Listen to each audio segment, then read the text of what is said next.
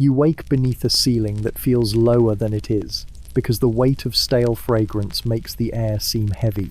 The bed is narrow, a frame of simple wood, pressed against the wall of your chamber. Above it, nailed beams are strung with garlands, drooping now, their petals shrunken and dry, yet they cling stubbornly to their perfume. It is the perfume of flowers, long-dead roses that once bloomed red, but now have turned to husks the color of tea leaves, violets pressed flat against the string, lilies with necks bent like tired candles. You shift slowly under your quilt. It smells faintly of them too. Weeks of sleeping so near the flowers has pressed their scent into the fabric. When you breathe, the air tastes sweet but not fresh, more like the aftertaste of sugar that lingers too long on the tongue. You draw the quilt closer, then let it fall back, and you notice how the faintest movement stirs petals loose. A few fall across your hair, fragile as dust. They catch on your cheek before sliding quietly down. Your body adjusts to the day, but the chamber has no urgency in it. The flowers see to that. They dull the edge of time. You do not feel morning, only the half-light pressing against your eyelids, and the perfume wrapping itself like a second blanket. The silence is padded. You hear almost nothing but your own shifting, the faint rasp of linen against skin, and the brittle click of a dried stem giving way above you. You move one arm from beneath the quilt, stretching lazily. The sheet beneath you carries a faint outline where flowers once lay against it. Someone had placed garlands there weeks before to soften the bed with fragrance, and the impression remains. You run your fingers along the pattern of pale crumbs and veins of old petals, as if they were embroidery stitched into the linen. They break at your touch, smearing into a faint powder that lingers on your fingertips. You lift your hand to your face. The smell is stronger there, sharper than the air itself. It carries the memory of what the bloom once was. A rose, heavy and velvet, now only a brittle ghost. The memory sits on your skin as if reminding you of its former glory. You rub your fingers together, and the powder turns to nothing, leaving only the idea of the flower in your nose. The pillow beneath your head is no different. It has collected faint crumbs of petals, pressed there night after night. When you turn your head, the fabric whispers with the sound of husks against cloth. Your hair has gathered some of them too, clinging like loose curls. You brush them away gently, though not all move. Some prefer to stay, lodged between strands, unwilling to leave the place they have been carried for nights. The air in the chamber is layered. Closest to your nose is the sweetness of the quilt and pillow. Higher, near the beams, hangs the heavier fragrance of the garlands, descending like smoke. Beneath it all, at the floor, rests a cooler smell old wood, stone dust, the faint trace of ashes from the hearth. But even those smells are softened by the presence of flowers. They become secondary, covered, as if wrapped in gauze. Your eyes wander the small chamber. A narrow shelf near the bed holds a shallow bowl filled with dried blooms. Their colours are muted, but here and there a petal has kept a hint of red or blue, like a stubborn note refusing to fade. The bowl is full of fragments, almost unrecognizable, yet you know by scent what each one once was. Rose, lavender, chamomile, a scattering of carnation. You do not need to look closely. The air delivers their names with every breath. On the windowsill stands another vase, this one with stems that lean at odd angles, as if frozen in their collapse. The flowers there have shrunk to paper, yet still cling to form. Their shadows stretch thin across the pale wall, looking like drawing. When the sun shifts, the shadows move too, but the flowers themselves stay stiff, locked in their moment of decline. You sit up slowly, quilt falling away, and the smell shifts again. Your body disturbs the still air. For a moment the scent blooms stronger, as though stirred back to life. It drapes around you, clinging to your linen shirt, catching in your hair. You inhale, and it is both comforting and faintly suffocating, as if sweetness without freshness demands more patience than energy. You rest your feet on the floorboards. They are cool to the touch, though not entirely bare. Crumbs of petals are scattered there too, pressed into the seams of the wood. You feel them grind faintly under your heel as you adjust your weight. They give the impression of walking on parchment, crackling without voice. The chamber remains quiet. Outside, faint morning light filters through a small window, but the glass is dim with age. It does not cut the air sharply. Instead, it offers a pale wash, enough to make the flowers glow faintly, like lamps with weak flame. The colors of the petals are gentled by the haze, turning everything toward a single muted palette of golds and browns. You linger there, half sitting, half dreaming still, surrounded by the stubborn scent of flowers that have not left, though their lives have ended. The fragrance is not of life, but of memory, and you live among it, as if sharing your sleep with the ghosts of blossoms. You take another slow breath. Nothing in the room hurries you, nothing urges you forward. You simply remain, in a bed, surrounded by fading garlands, under a ceiling draped with wilted perfume. The day waits beyond, but for now, you are in no rush to rise. Your chamber smells of faded roses, and that smell has grown so familiar that it almost feels like another presence in the room. When you breathe in, the fragrance is no longer strong, not bright like a freshly cut bloom, but softened, pressed down by weeks of time. The roses on the shelf are slumped, their once red petals now the color of parchment left in the sun. Their heads bow forward, as though too tired to hold themselves upright any longer. You notice them first when your eyes drift toward the corner of the room. A simple clay vase holds the brittle bouquet. The stems have dried into a muted green, rough and fibrous, and the leaves cling thinly along their sides. Some petals have slipped loose, and they gather in a circle at the base of the vase, where they lie curled and hollow, like tiny shells abandoned by the sea. The air is layered with their perfume. It is not fresh. It is closer to the smell of cloth that has been packed away too long. But within it, you can still find the echo of roses. You breathe it slowly, and the faint sweetness lingers, coating your mouth with a flavor of something once full of life. The smell has lost its brightness, but carries a kind of weight, as if the flowers have given the last of themselves to the air around you. When you lean closer, you see how fragile they are. A petal detaches at the slightest draft, falling with no sound at all. You pick one up between your fingers. It bends easily, like thin paper. The veins still show, delicate ridges running across its surface, and you trace them lightly. The petal breaks without resistance, turning into faint crumbs that cling to your skin. You rub your thumb and forefinger together. The powder softens to nothing.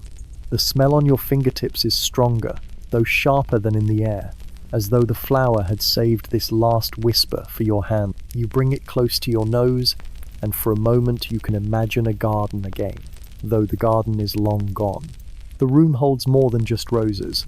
Other flowers join them in quiet company, but it is the roses that dominate. They have the loudest memory, even when dead. The garlands strung along the beam carry lavender and chamomile, herbs that still smell faintly medicinal, but the roses drown them in their dusty sweetness. It is a sweetness that does not fade evenly. Some mornings it feels weaker, some mornings heavier, as though the air itself decides how much fragrance it wants to share. Your clothing has absorbed it too. The linen of your shirt smells of them, and when you shift, the scent rises again.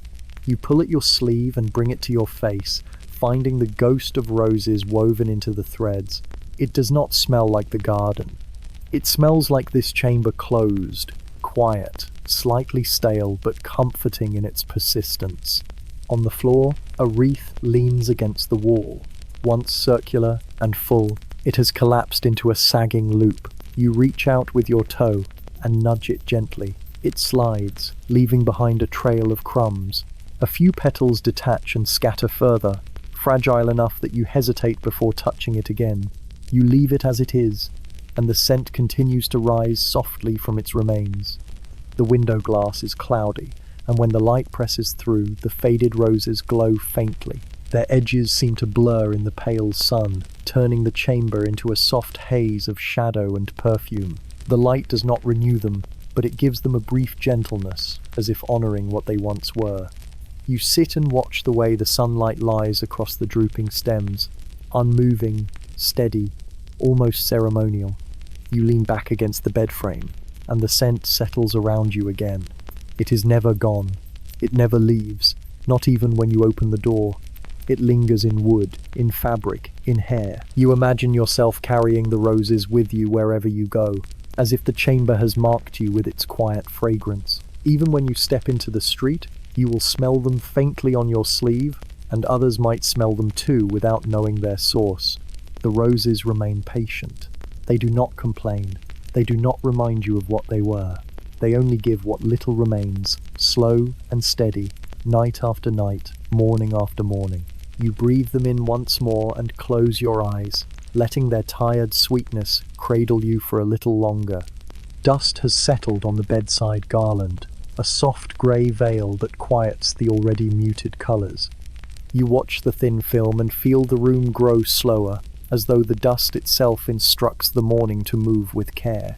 The garland hangs from a small iron nail above the low table. The twine is frayed, the knot polished by many sleepy adjustments. You lean close until the dust blurs your view.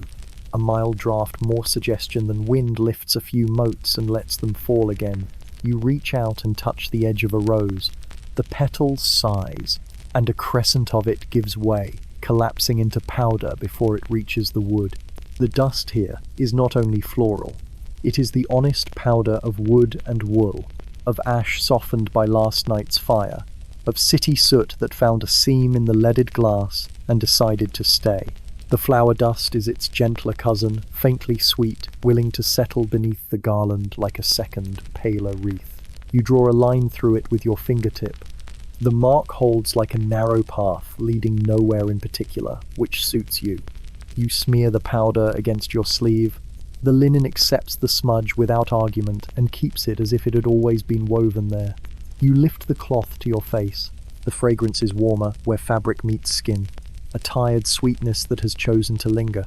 It tells you it will be present for hours and requires no help from you. On the table, a small wooden cup has taken up the job of holding petals. They are not counted. They simply exist in a soft drift. You stir them once with the edge of your nail. They make a sound like paper thinking what to say. Beneath the cup, a pale ring shows where evening damp once visited. The wood grain has swallowed a little perfume for itself, and wears it now with quiet pride. You raise the garland by its twine. The whole thing weighs almost nothing, and still pretends to be heavy, taking its time to rise. You give it a careful shake, the sort one gives to a friend who is asleep but agreeable. Chamomile heads loosen together, dropping like quiet coins into an invisible purse. Dust follows in a small cloud and chooses the slowest path downward. Where the window's pale light reaches, the air becomes visible. Each mote moves as if weighed by thought, drifting with the gravity of someone in no hurry. You tip your head to see the glitter from another angle, and then abandon the idea. The day does not require such effort. You return to stillness, which is the preferred method here. The garland keeps its grammar of shapes. Rose cups folded inward, lavender spikes like tiny household brooms, chamomile discs edged with lace. You run a fingernail along the twine and feel where it has been smoothed by years of small decisions. It does not ask to be repositioned. It hangs at the right height for your breath to find it without trying. You accept the arrangement and resist improvement. You brush the dust on the table into a low drift with the side of your hand. It drops to the floor without a sound. The floorboards are generous. Their seams welcome what falls and keep it in slender lines. Petals become punctuation in the gaps, commas that slow the sentence of the room. If a draft ever came searching for work, it might read these marks aloud. From the hearth comes a memory of warmth, not heat. Only the thought of it. Ash rests there now, pale relatives to the flower dust. You consider the broom standing by the door and politely decline its company. Bristles would be loud, and this is a quiet morning. Some chores ripen when left alone. You honor their process by doing nothing. A small clink rises beyond the wall, a pot meeting a tabletop, a lid settling. Someone elsewhere is awake and well-mannered enough not to hurry you. Your chamber remains its own little country, borders stitched with garlands, laws written in fragrance. In this country, the national pastime is settling. Dust practices it, petals excel at it. You join the team by sitting very still. You look at the iron nail. A bloom of rust spreads beneath the head like a shy flower with no scent. Where the twine rubs the metal, crumbs have gathered a small collar that proves the garland moves a fraction in the night. You pinch a bit, and it yields without resistance. Between your fingers, it feels like the memory of velvet. You press it into the table until it disappears, and only the smell remains. One herb has kept its shape with admirable stubbornness. Its leaves curl and rib like tiny fans. You press one, and it refuses to break. You reward it by not testing again. Immediately, another part of the garland sheds a pinch of itself to keep balance in the world. Fairness is maintained without debate. You rest your elbow on the table and listen to how quiet the dust is. It makes no promises, keeps all of them, and travels only by falling the gentlest way of going anywhere. You consider adopting that method for the day. Why journey farther than your breath? Here, the air provides company, the wood offers support, and the garland continues its lesson on how to fade generously. Above, bundles along the ceiling beam release counsel in slow particles. They drift down like late opinions and choose your wrist as their landing place. If you exhale, they lift. If you inhale, they settle. You guide them with breath and call it tidying. It works for a while. Then you forget to direct them, and they continue without you, which is their way of being helpful. You ease the garland back against the nail.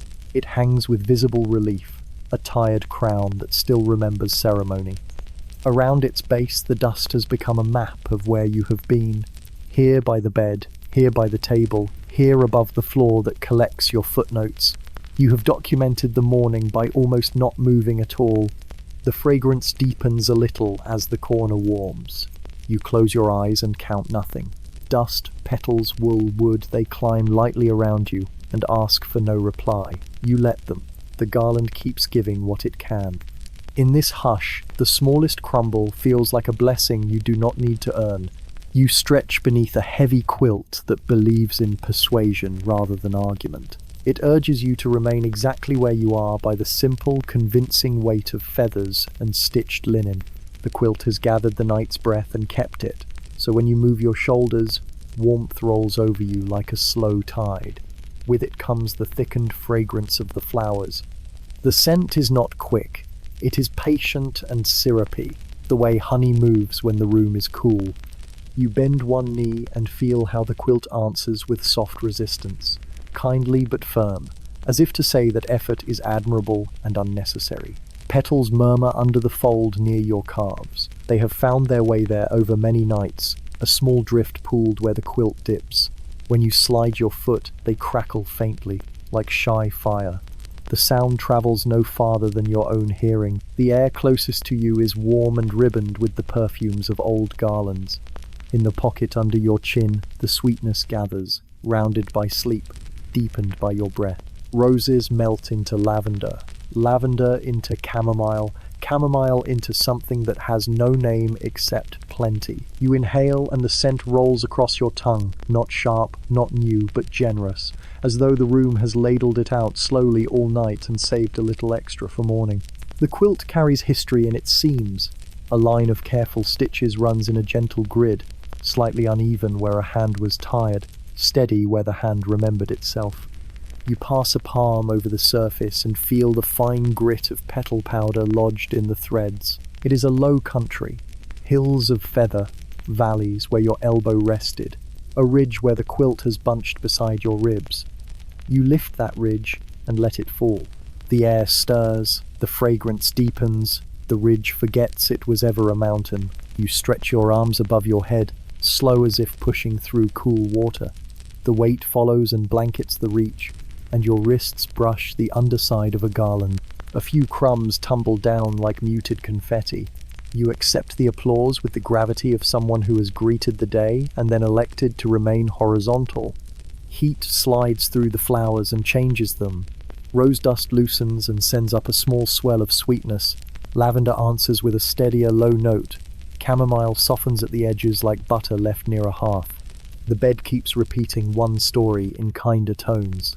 Your breath is slow. Each exhale warms a shallow cave before your lips. Each inhale calls it back. The exchange is modest and satisfying. You could perform this trade for a very long time, and the quilt would applaud each repetition by simply existing. You are not here to conquer the morning. You are here to let it arrive and practice being gentle. Your hand slips from the nest and rests on the bed's wooden edge. The warmth from your fingers raises a little fragrance from the grain, a woody sweetness that has learned its manners from roses. Beneath the bed, the floor keeps a treaty of petals and dust, sworn to peace and stillness. Nothing under there intends to disturb you.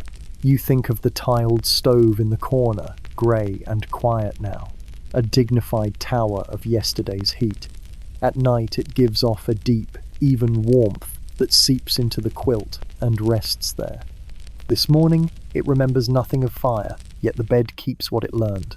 The room continues teaching in slow, comfortable sentences. You turn onto your side, and the quilt adjusts with the seriousness of a loyal hound. It arranges itself along your shoulder and down your hip, sealing in the reservoir of scent. Your cheek finds the pillow's familiar hollow. Here the fragrance is closer to the skin, rounder and less floral, like the echo of a garden told by wool. You nudge the pillow with your chin. A petal detaches and drifts to your collarbone, a tiny boat accepting the harbour it is given. You extend your toes until they meet the far shore of fabric. The feathers there are cool from disuse. You touch them and the coolness turns to tepid, then to warm. The transformation is unhurried and complete. Everything in the room agrees to change slowly.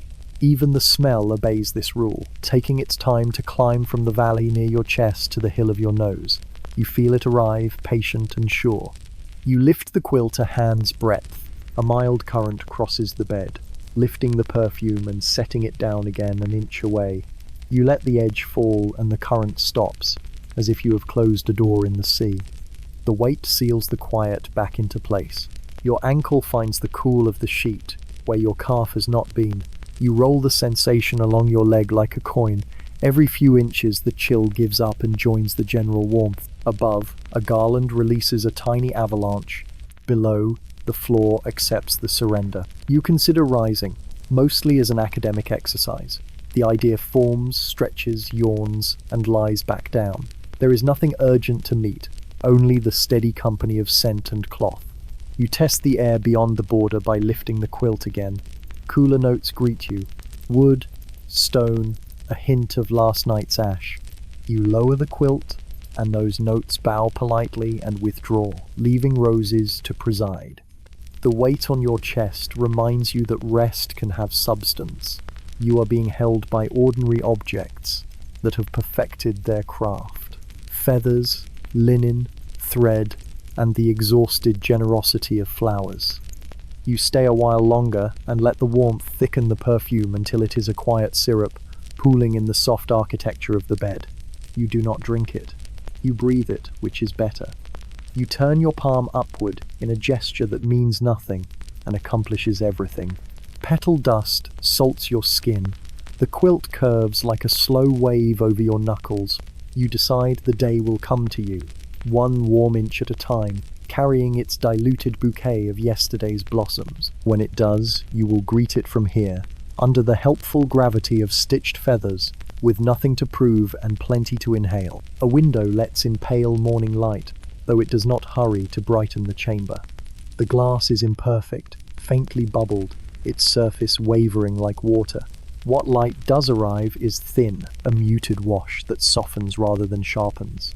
It slides across the garlands, turning their wilted shapes into faint silhouettes, as if the flowers prefer to be remembered rather than examined. You turn your gaze to the sill. The wood there is dry, its paint worn away to reveal faint veins. A vase rests at the corner, filled with stems that bend in surrender. The petals no longer pretend at freshness. They glow faintly when the pale light meets them, as though the sun has decided to honor their decline with one last stage. You breathe in, and the fragrance is neither gone nor lively. It hovers between, soft enough to blend with dust, stubborn enough not to vanish. The window itself breathes lightly. A seam between the panes admits a small draught. It does not bring in sharp air. It carries a tired scent of outside the stone street, still damp from night, the chimney smoke that rose before dawn. The draft finds the flowers and teases them, sending a small flutter through their brittle heads. A few petals detach and descend slowly. They do not fall so much as drift sideways, landing on the sill like notes written in fading ink. You lift your hand to the glass. It is cool but not biting. Your palm fogs the pane in a faint oval. Through the haze, the city outside blurs to softer outlines. Roofs slant gently. Chimneys trail their smoke without haste. Bare branches write crooked shapes against the sky. The light does not insist on detail. It prefers suggestion, allowing you to imagine rather than to know. Inside, the pale light makes the chamber's colours gentle. Linen softens to cream, wood to honey, petals to parchment, dust to gold. Even the quilt forgets its heaviness for a moment and appears like folded cloud. The garlands take on a glow around their edges. The way halos are painted in manuscripts, quiet, steady, not demanding attention, but present for those who look. You breathe in again. The fragrance has changed. In this light it is less syrupy, more like cloth kept near cedar, more like memory kept on a shelf. It clings to your breath and warms slightly before fading down your throat. You realize how constant it is, how it bends with the hours but never leaves. The room belongs to the flowers. You are only visiting. You watch how the petals scatter their shadows. A single dried rose, its petals curled in on themselves, throws a shadow larger than its form. The pale light makes it seem more alive than it is. The shadow trembles faintly with the draught, a kind of slow breathing borrowed from the window's sigh. You lean closer and almost believe the rose stirs of its own accord. On the sill, crumbs of past mornings gather petal dust, fragments of stems, a thin layer of soot carried in with the air. You brush them with your fingertip. The grains cling for a moment before surrendering back to the wood. Your finger smells faintly stronger afterward, a little bouquet captured in skin.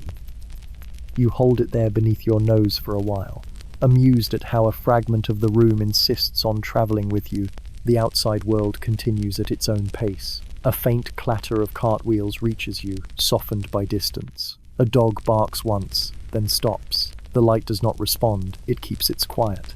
You remain in your seat, wrapped in the syrup of fading roses, content to let both the city and the morning slip past without your help.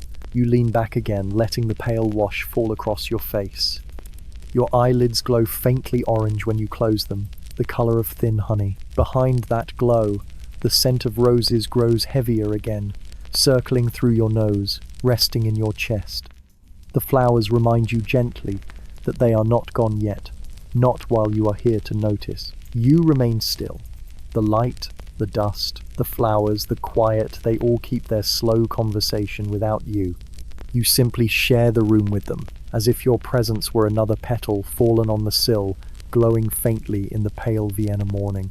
Your breath lingers against dried lavender, the kind that hangs in bundles from the ceiling beam. The stems bend slightly from their own weight, yet they remain obedient to the twine that ties them together. They are not bright purple now, they are grey with a whisper of blue, the colour of smoke caught in cloth. When you exhale beneath them, they sway with the faintest motion, as though acknowledging your presence without enthusiasm. The heads of lavender brush faintly near your forehead when you rise from bed. Their touch is brittle, almost like straw. A few seeds dislodge, falling in silence. One lands on your sleeve and rests there, unwilling to move.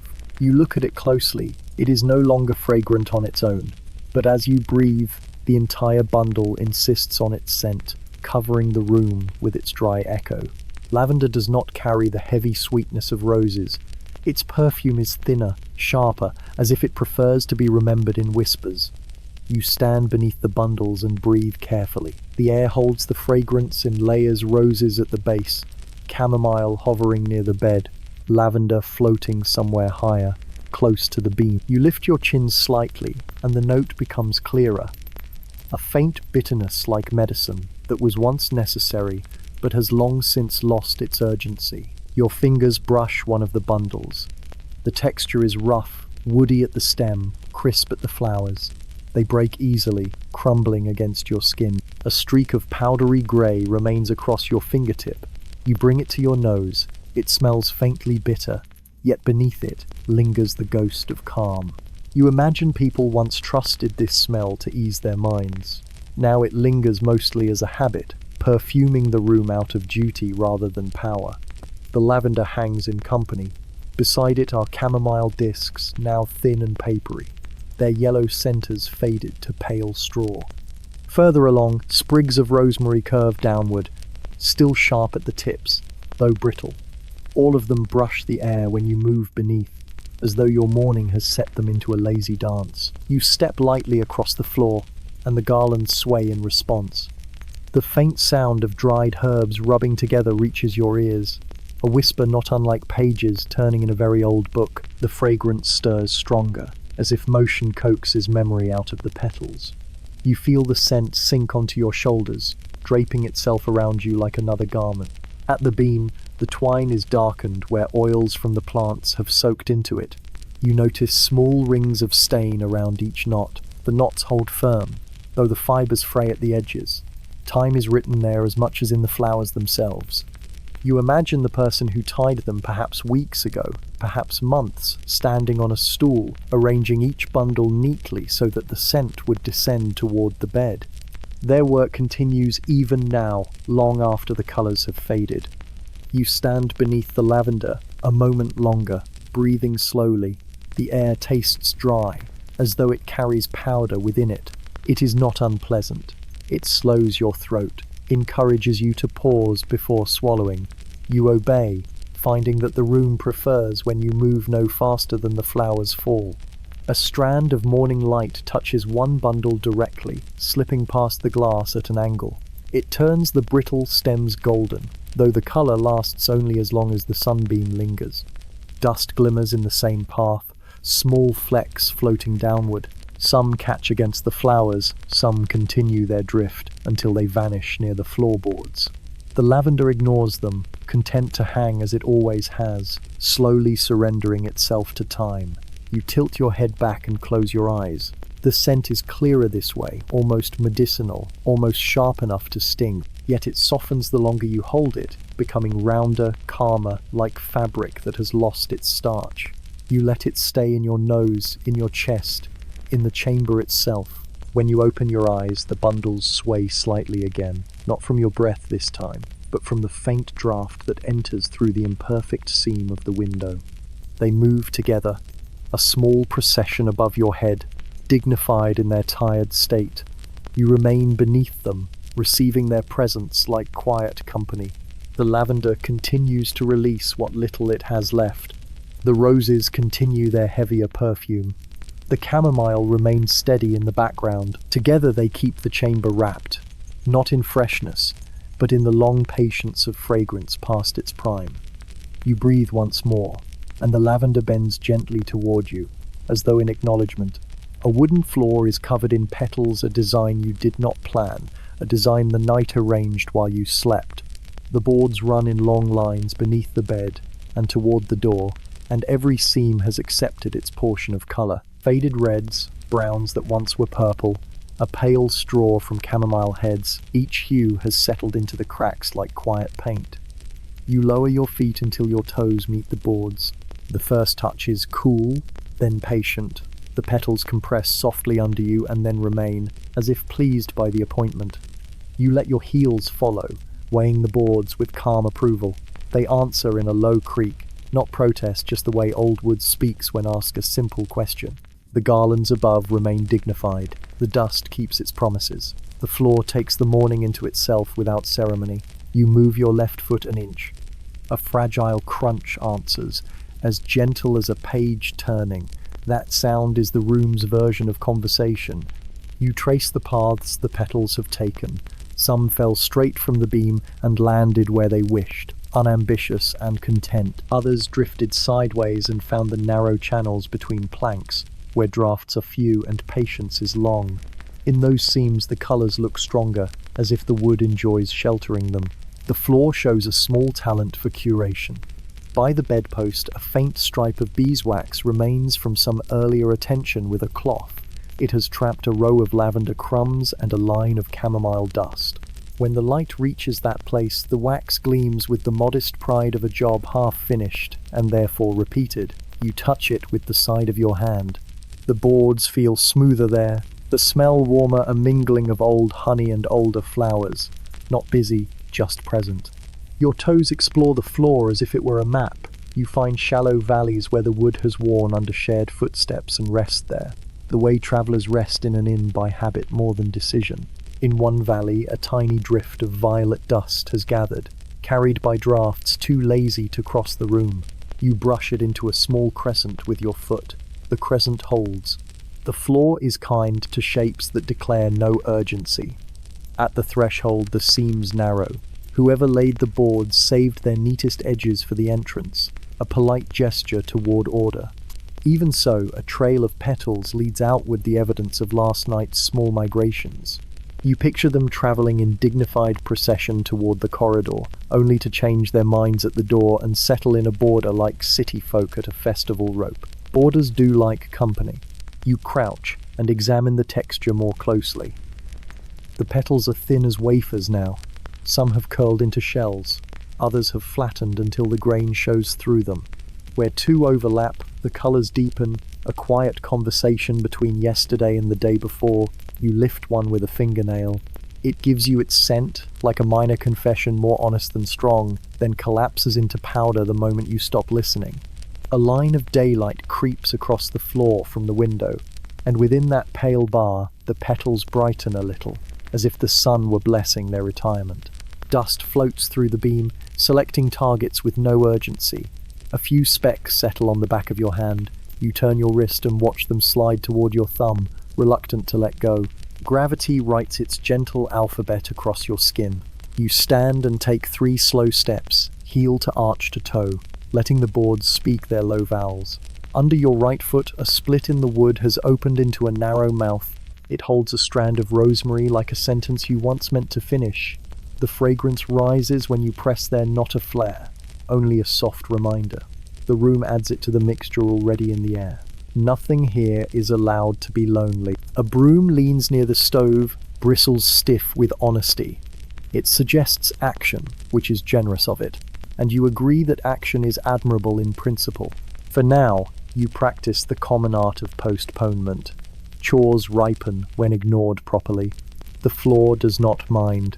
It is perfectly capable of holding petals until a distant, more industrious hour. Near the hearth, a small scorch shows where a coal once kissed the board and left polite evidence. Around the mark, petals have gathered as if to comfort it. You pass a palm above the spot without touching, and the air there keeps the mildest memory of heat, like a story told in winter and saved for spring. The chamomile note seems stronger here, perhaps because it likes to play nurse, perhaps because you have decided so.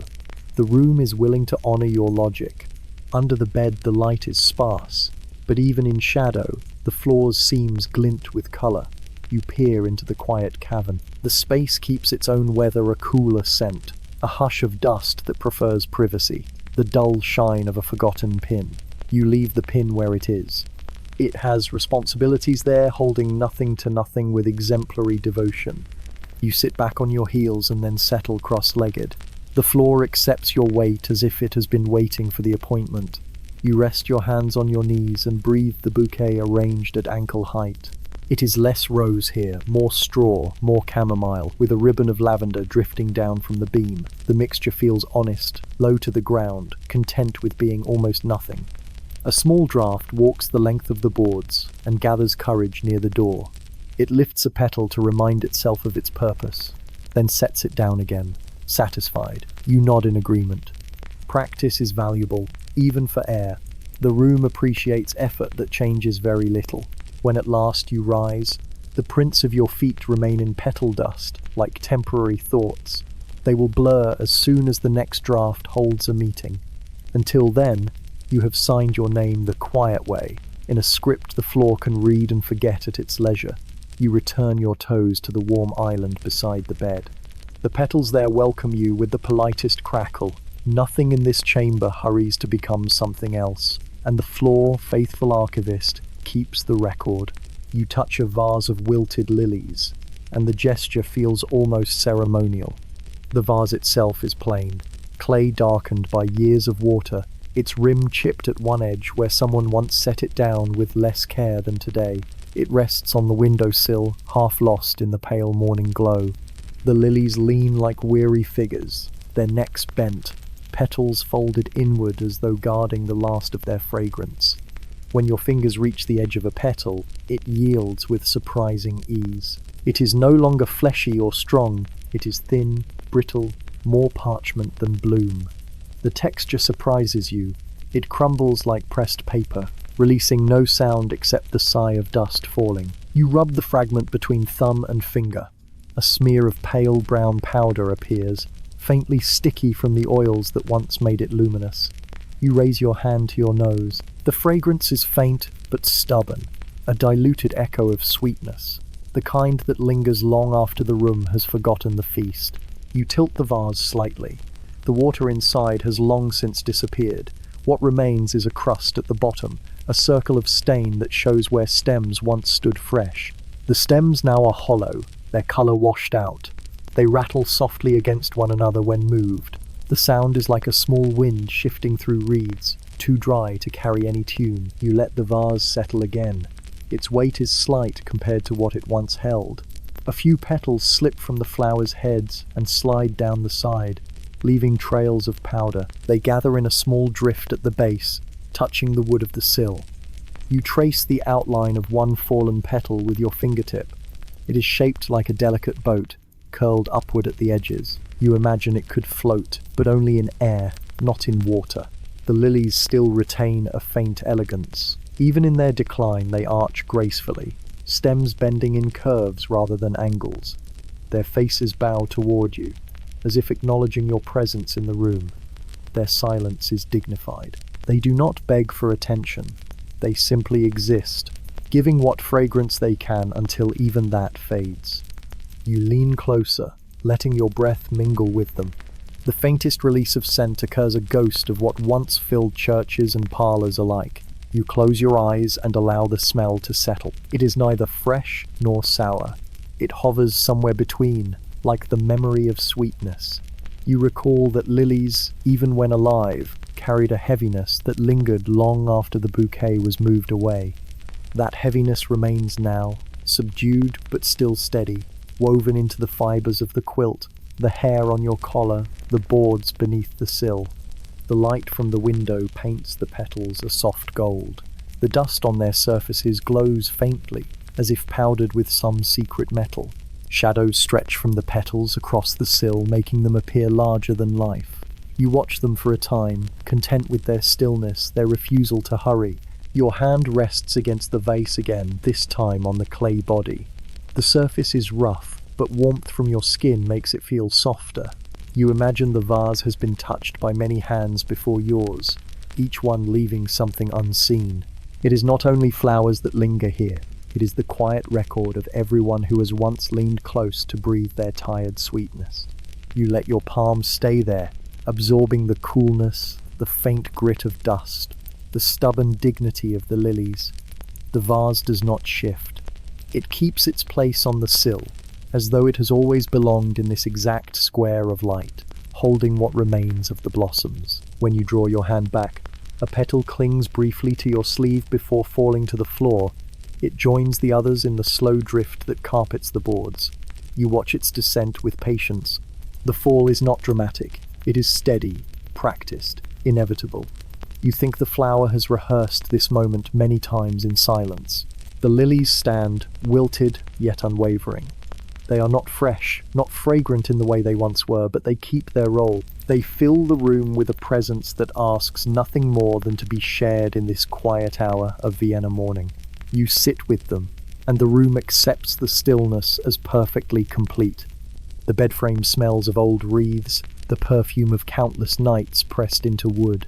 When you lean against it, the scent rises faintly, as if the timber has been storing the memory of flowers like a careful archivist. The fragrance is not sharp, not new, but woven into the grain itself, an odor that is half blossom, half oak, half smoke from winters past. It drifts up slowly, and you breathe it in without effort. Your hand trails along the carved post. The surface is smooth in some places, polished by shoulders and quilts and idle touches. In other places it is rougher, a reminder of its age. The wreaths that once hung there left faint rings, darker circles in the wood where oils seeped over years.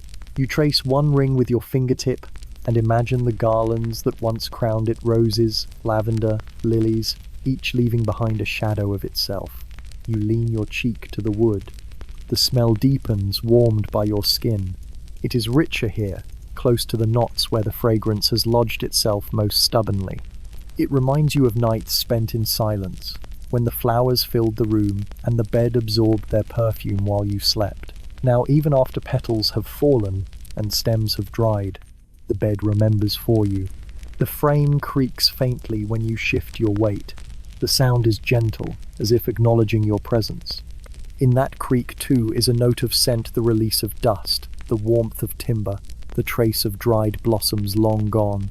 You imagine each sound carrying a faint cloud of perfume with it, invisible yet certain. You glance at the headboard. Along its edge lies a faint line of powder, pale crumbs of petals mingled with wood dust. You brush it lightly with your palm. The powder smears into the grain, vanishing but leaving behind a stronger scent. You lift your hand to your nose. The fragrance there is concentrated, deeper than in the air, as though the bed itself had whispered a private memory to your skin.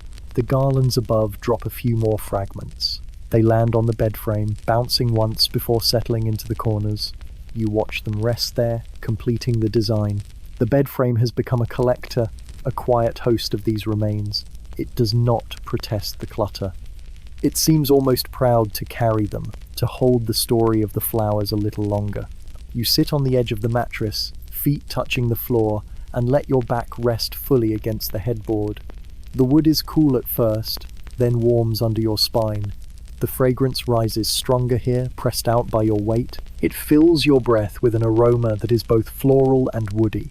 Like roses remembered through smoke, lavender remembered through linen.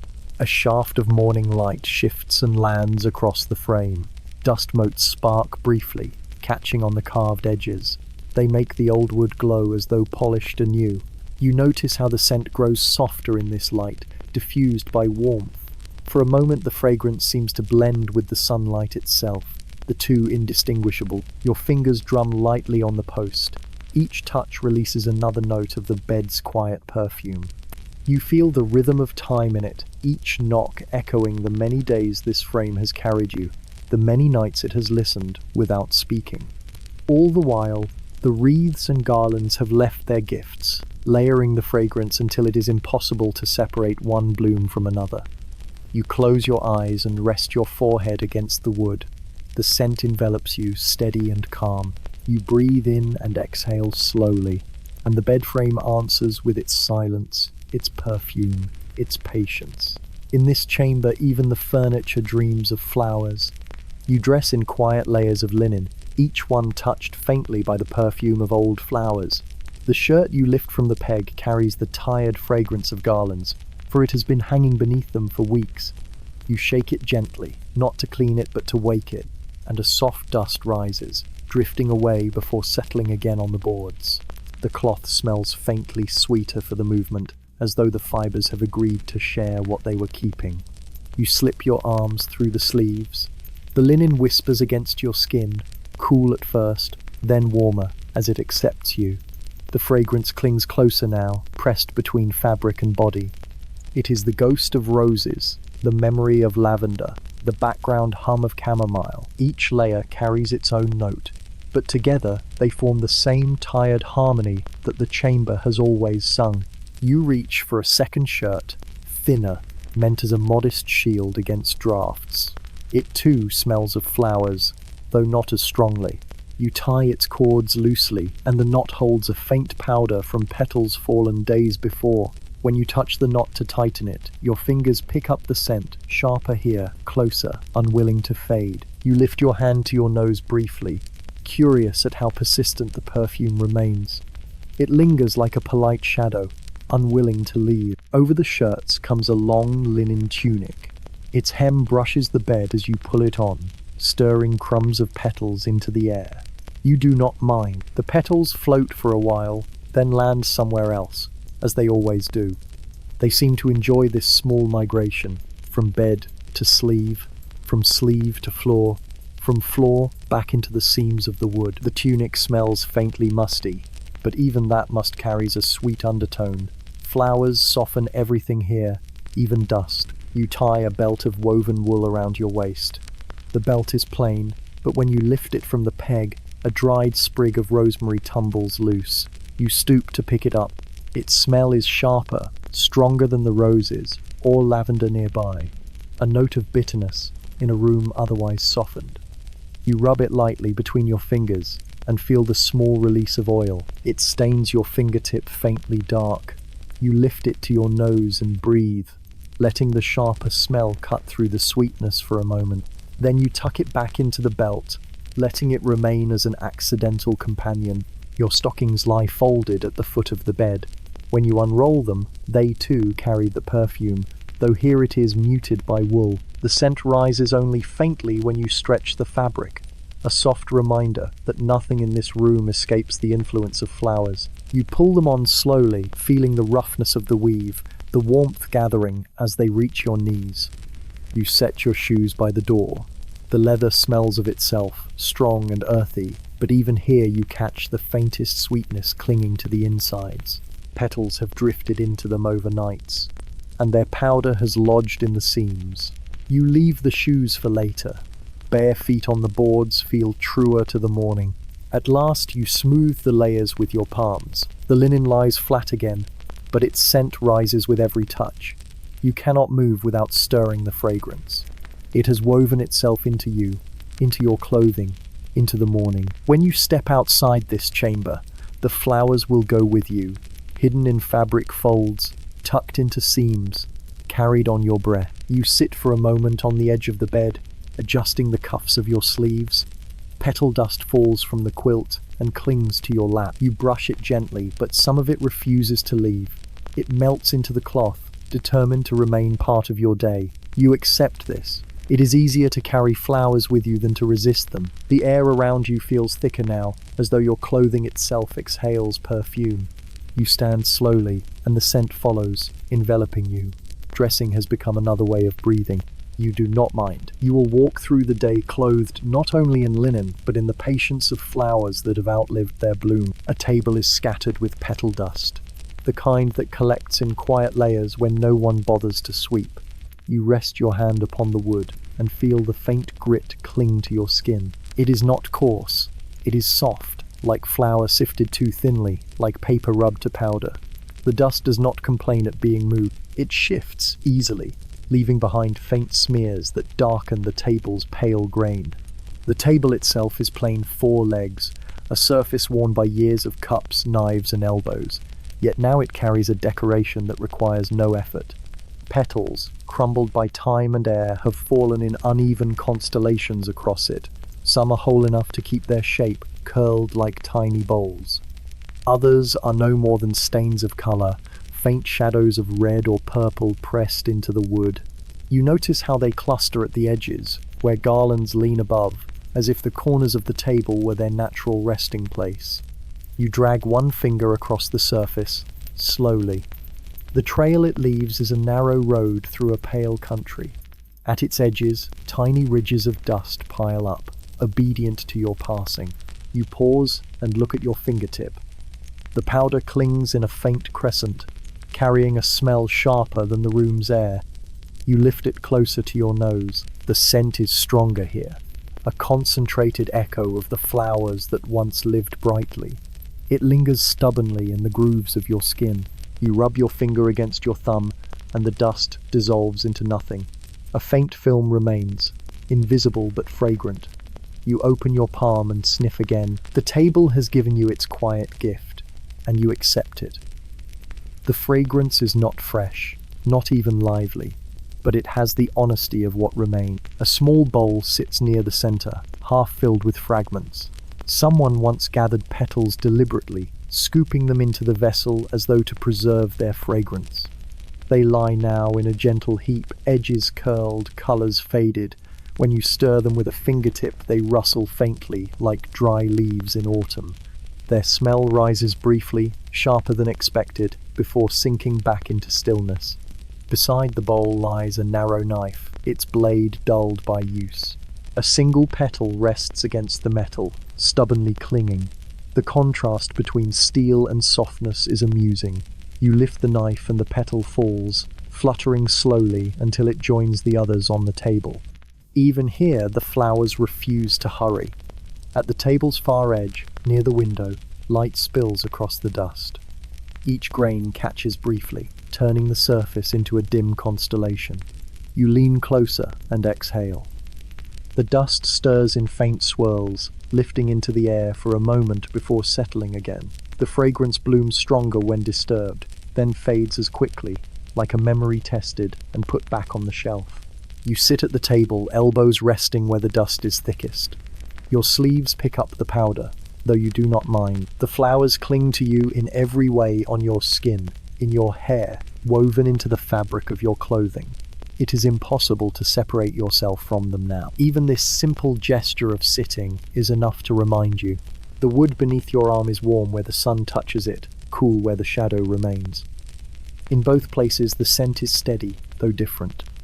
In the warmth, the dust releases itself more freely. In the cool, it clings stubbornly to the grain, waiting for another hand to disturb it.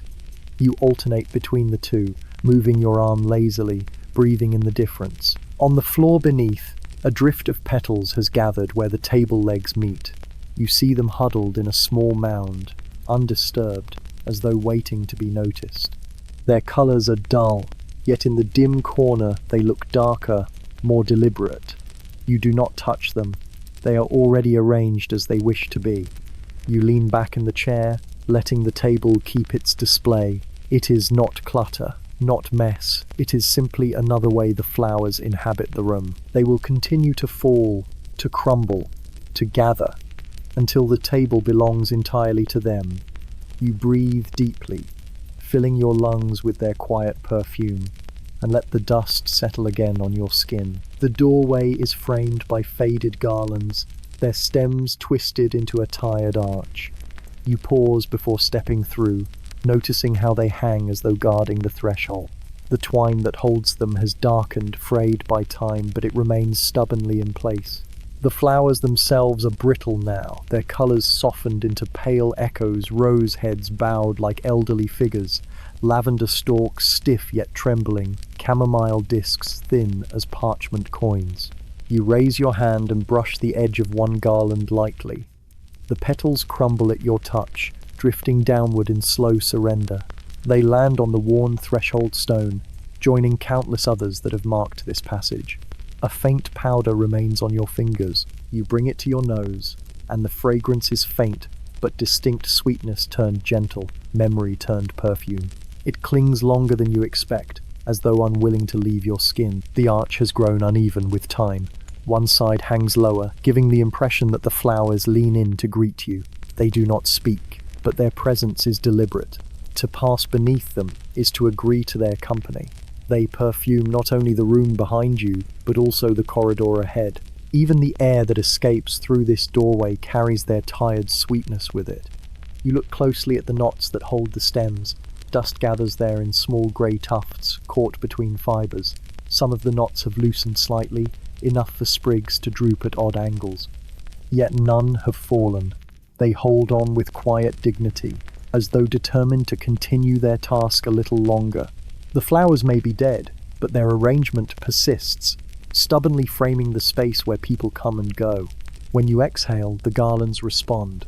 They sway faintly, whispering against the doorframe. The sound is fragile, like dried parchment brushing parchment. You lean your forehead briefly against the wood, close enough to smell the mix of oak and wilted perfume. Together they form a scent that belongs only here, at this meeting of spaces. Beneath the garlands, the floor holds a scatter of petals.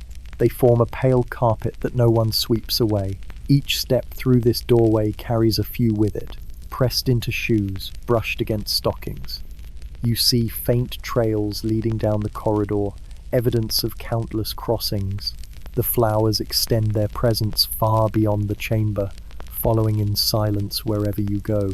Light slips through a narrow crack above the lintel. It outlines the garlands in pale gold, turning the dust into glimmering threads. For a moment the flowers seem renewed, glowing softly as if their youth had returned. Then the light shifts, and they return to their brittle forms.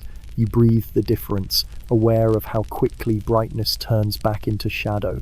You stand there for a while, not hurrying to leave. The arch feels less like an exit and more like a pause, a place where fragrance gathers in a concentrated pool.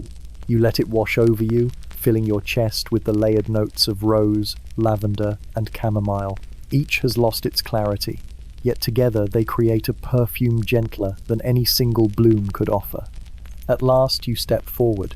The garlands brush lightly against your shoulders. A few crumbs of petals break free and follow you into the corridor. You feel them settle against your sleeve, faint companions on the next part of your walk. Behind you, the doorway keeps its wreath, holding the chamber's perfume in place, guarding the passage with the patience of flowers that refuse to leave entirely.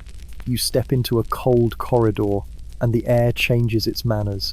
It is cleaner in its speech here, less padded by petals, more direct about stone and wood and last night's smoke. The fragrance you carry on your sleeves comes with you. Of course it is loyal, but the passage does not indulge it the way your chamber does. The corridor prefers the truth of lime-washed walls, the faint bite of winter that slips under doors, and the sober smell of tallow that has burned itself thin. Behind you, the doorway keeps its garlands like a memory that refuses to close its book. In front of you, the corridor runs straight, then bends, then loses interest in being grand. Your bare feet meet cooler boards. The seams here are tighter, and fewer petals have claimed them. The chill climbs your ankles without apology, and you let it. The cold has a useful honesty to it. It says precisely what it is, which is refreshing after so much softness. You pause and breathe. The first breath is sharper. Stone speaks first old, pale, a little damp where the wall meets the floor. Then wood speaks dry, faintly resinous, clean in its fatigue. Then ash offers a quiet lesson from the stove in the common hall. Warmth has a shadow, and that shadow smells like yesterday. Your roses answer from your cuffs with a very polite ahem. The corridor nods and allows their contribution, but only in the background. A draught wanders the passage like a caretaker who has done this route too many mornings to count. It finds every hinge and every keyhole. It discovers the basket left by a door and lifts a corner of cloth to check what is underneath, only bread, which disappoints no one. When the draught meets you, it samples your sleeve, tries a little of your floral habit, and decides to keep moving. You are not the only perfume traveling this hallway. On the walls, candle smoke has drawn faint brown halos above each sconce, like small eclipses that never end. The sconces themselves are iron, honest about their work, bent at the necks, cupped shallow with cooled fat. The smell there is dry and plain, the kind of scent that knows it belongs to ordinary evenings and unremarkable stares.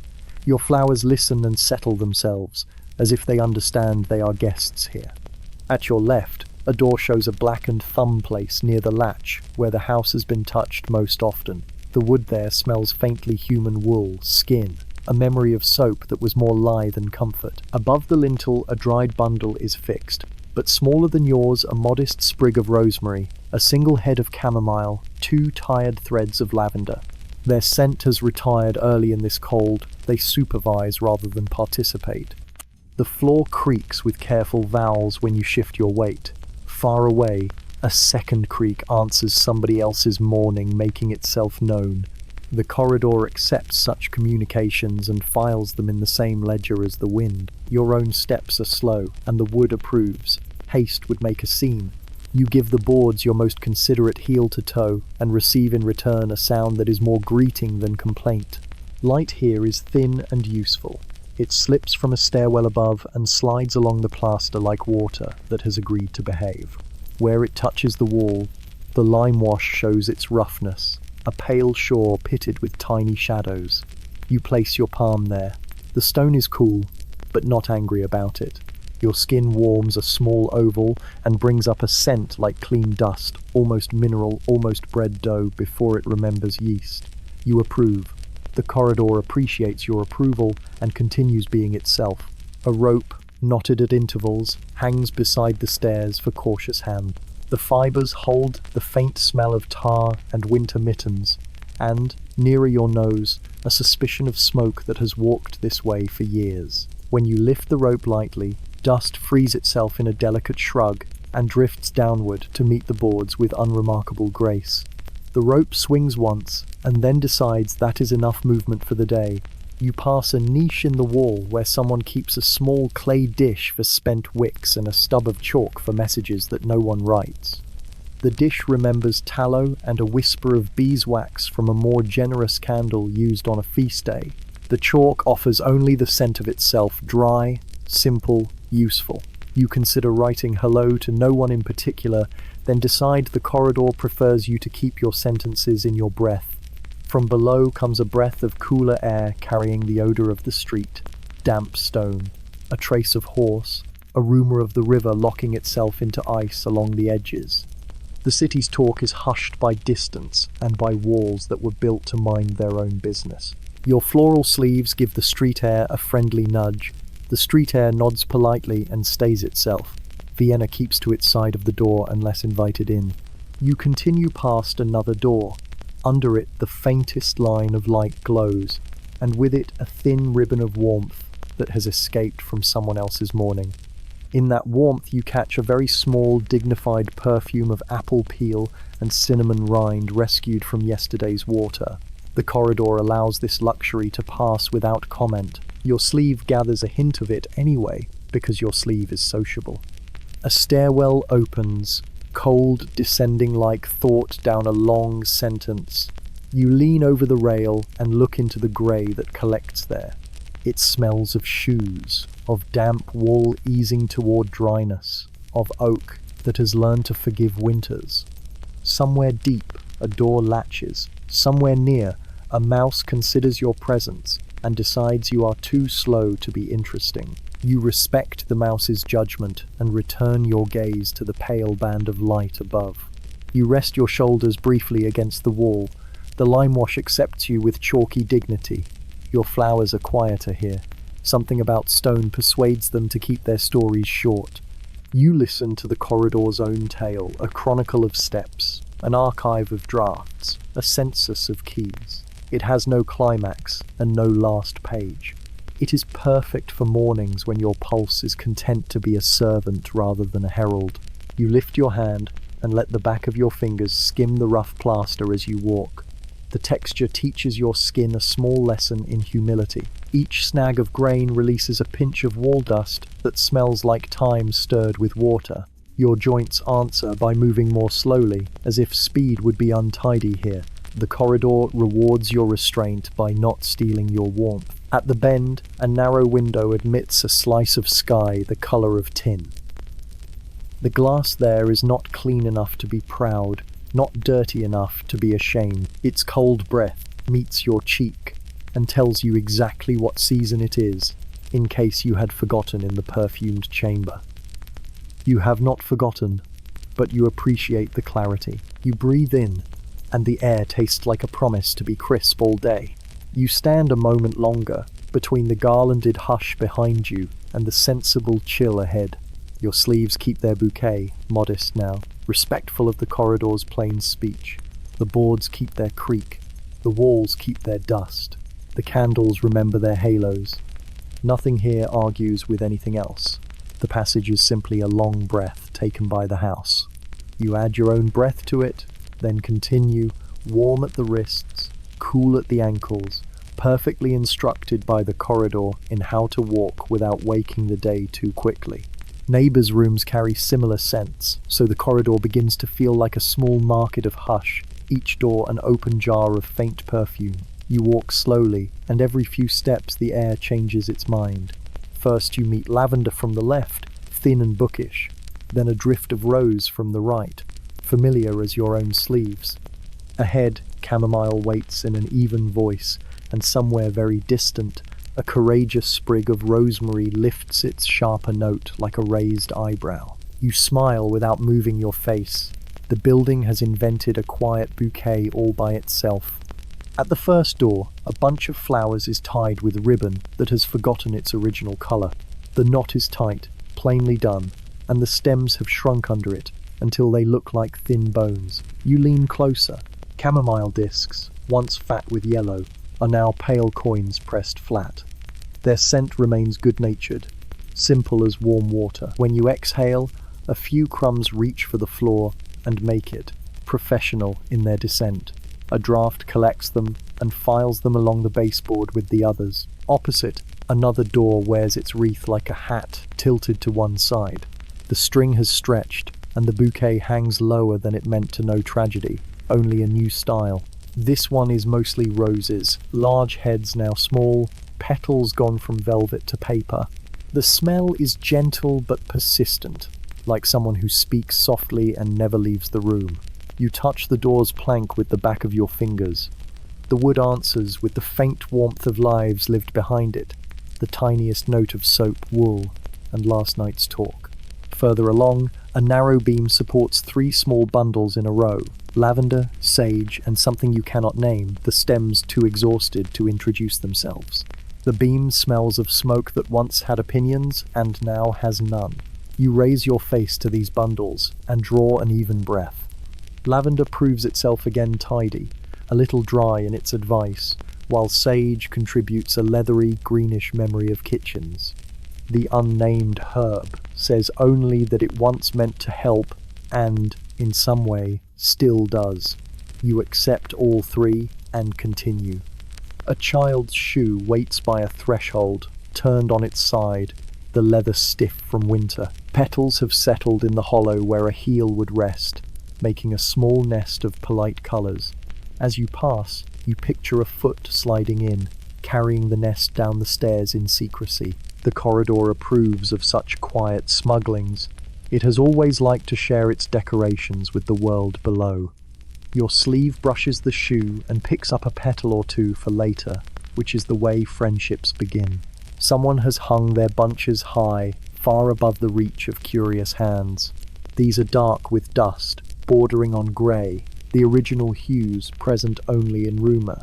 Yet the scent is strangely brave here, stronger than you expect. Perhaps the air rarely disturbs them, and so the perfume accumulates like savings. You stand beneath and breathe a thriftier sweetness, neat as folded linen. It makes you want to tidy something, and so you straighten your cuff. The corridor applauds by remaining exactly as it is.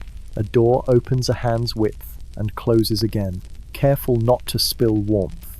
In that thin moment you receive a gift, the room's inside fragrance, heavier and kinder than the hallways. It carries baked grain, a peel of apple left to dry, and the rose, garland's loyal sigh. Your own bouquet greets theirs, and the 2 are briefly acquainted. The latch clicks. The friendship will have to continue later, through the keyhole. Your sleeve stores a trace of apple peel as if it were a secret letter. At a corner niche, someone has placed a small earthen cup filled with petals and a single clove. The clove has ambitions and announces itself loudly. The petals nod, pleased to be included. You pinch the clove and feel its oiled stubbornness stain your fingers. When you lift your hand to your nose, the sharpness cuts through the corridor's softened choir, and for a breath the hallway becomes a kitchen, then politely returns to being a hallway. You set the clove back in its throne and move on before it gains ideas. Another door displays a ring of ivy, edges crisped, leaves still pretending to be green. Ivy never gives much perfume, it prefers posture. Yet here it participates by holding a few captured petals from other people's garlands. The corridor is generous with sharing. You count the borrowed colours rose, lavender, a brave violet, and admire how the ivy acts as host. Your finger taps the wood beside it. A puff of dust lifts and drifts like a forgetful thought looking for a sentence. You offer it your breath. It accepts and lands on your shoulder. Past the turn, a stairwell offers up a coil of air from the floor below, a blend of damp stone and horses somewhere out in the street, a far-off draft from the river thinking about ice. Within it floats a different floral note altogether, something citrine and bittersweet. You find its source, a bunch of dried marigold heads, their petals thin sunbursts around pricked centers. You had not expected marigolds here. They lend a discreet brightness to the corridor, a reminder of markets and summers that behaved themselves. You stand still and let their small sun warm your face. On a lintel near the far end, a tiny bunch has been tied with threads of red and blue. The threads are plain wool but festive enough to convince the bundle it is on holiday. The flowers are few lavender mainly, with a single rosehip that has dried into a neat bead. You touch the rosehip, it is firm, the skin tight, the inside likely hollow. You do not break it. You let it remain as a small, tidy promise of what once swelled with juice. The lavender above it sends down a stricter perfume, as if overseeing the rosehip's conduct. You become aware that your own scent has blended so well with the neighbours that you can no longer tell where one ends and the other begins. Your sleeves, their garlands, the corridor's planky breath, the odours knit together like threads in a single cloth. It is not a complex cloth, not rich or showy. It is household fabric, durable, friendly, warm when needed. You wear it without putting it on. The building wears it without knowing. Vienna, outside, will smell it on you and understand where the morning came from. Before turning back, you pause and look down the length of the passage. Behind every door, a small, still life repeats. A bed, a quilt, a window, a wreath, a bowl of petals that remembers a hand. You do not need to see them. The scents have shown you the layout well enough. You thank the corridor by standing quietly for a count of breaths that no one hears. Then you begin to retrace your steps, collecting a few new crumbs on your stockings, giving away a little of your own bouquet at each door, continuing this neighbourly trade in perfumes that have finished blooming but not finished living. The stairs creak under petal trails, a polite announcement of your descent. Each board voices itself differently. One moans like a violin string played too slowly, another snaps in a higher pitch, another sighs as though relieved of weight. Together they form a conversation in wood, and the petals scattered across them become punctuation. A step without petals creaks plain, a step with petals crackles softly, adding a faint paper rustle to the dialogue. You look down at the treads. Petals have arranged themselves unevenly, not by design but by gravity and time. They lie in small constellations, a rose fragment here, a lavender sprig there, a dusting of chamomile powder across the middle board. Some cling to the edges, caught by the grain, reluctant to slide further. Others have been pressed flat by footsteps, their colours smudged into faint stains that the wood now wears permanently. Each mark is a quiet archive of mornings past. As you lower your foot to the first step, you feel the resistance of petals compressed beneath your heel. They offer no protest, only a brittle surrender. The sound is so soft that you pause to hear it properly. The stair groans once, then the petals whisper back. Together they compose the opening measure of your journey downward. The banister smells faintly of oil and dust, though even here flowers have claimed their influence. Twigs of lavender and rosemary are tied near the base, drooping in acknowledgement of the season. Their perfume has thinned, but when you trail your hand along the wood, the warmth of your palm coaxes it out. You smell the faint bitterness of herbs, softened by time, mixing with the musty sweetness rising from petals underfoot. Halfway down, a stronger creak interrupts. You pause and shift your weight, and the stair answers differently depending on how you stand sharp when pressed quickly, mellow when eased into. You find yourself experimenting, giving the step a slow roll from heel to toe. The stair sings back in a low complaint, the petals breaking like distant paper in the breeze. You almost smile. The staircase is willing to play as long as you move without hurry. The light in the stairwell is thin but adequate. It falls through a small window at the landing, striking the wood at an angle that highlights the trails of petals. In that pale glow, each fragment looks exaggerated, casting shadows larger than its size. A single dried rose petal becomes a curled claw in silhouette. A sprig of lavender looks like a spear. Yet the real objects lie motionless, harmless, quiet. The light simply enjoys giving them a second life for a moment. You reach the landing and place your foot on a patch where petals are thickest. The sound is fuller here, as if several layers gave way at once. A faint puff of dust rises into the air. You breathe it in without effort. The fragrance is a blend of everything above roses heavy, lavender dry, chamomile faintly sweet. It tastes of the building itself, the way it chooses to perfume its own lungs. Looking down, you see the rest of the staircase leading toward the hall. The trail of petals continues, narrower now, more scattered. You imagine the garlands upstairs slowly feeding this path each night, one crumb at a time, until the house has written its own soft script down the steps. It is not a message to be read quickly. It is a script that repeats daily, its meaning found in repetition rather than revelation. Your hand trails the banister again. The wood is worn smooth at the curve where countless palms have leaned. Your palm fits easily there, and the contact brings a faint exhale of scent, more dust, more oil, and beneath it the stubborn perfume of rosemary tied above. You let it guide you, though you know the way well enough. The banister seems to appreciate being remembered. You take the next few steps slowly, letting the creaks and the petal crackles alternate beneath you. Heel, sigh, toe, rustle. Another board, another note. The whole staircase plays its part in welcoming you down.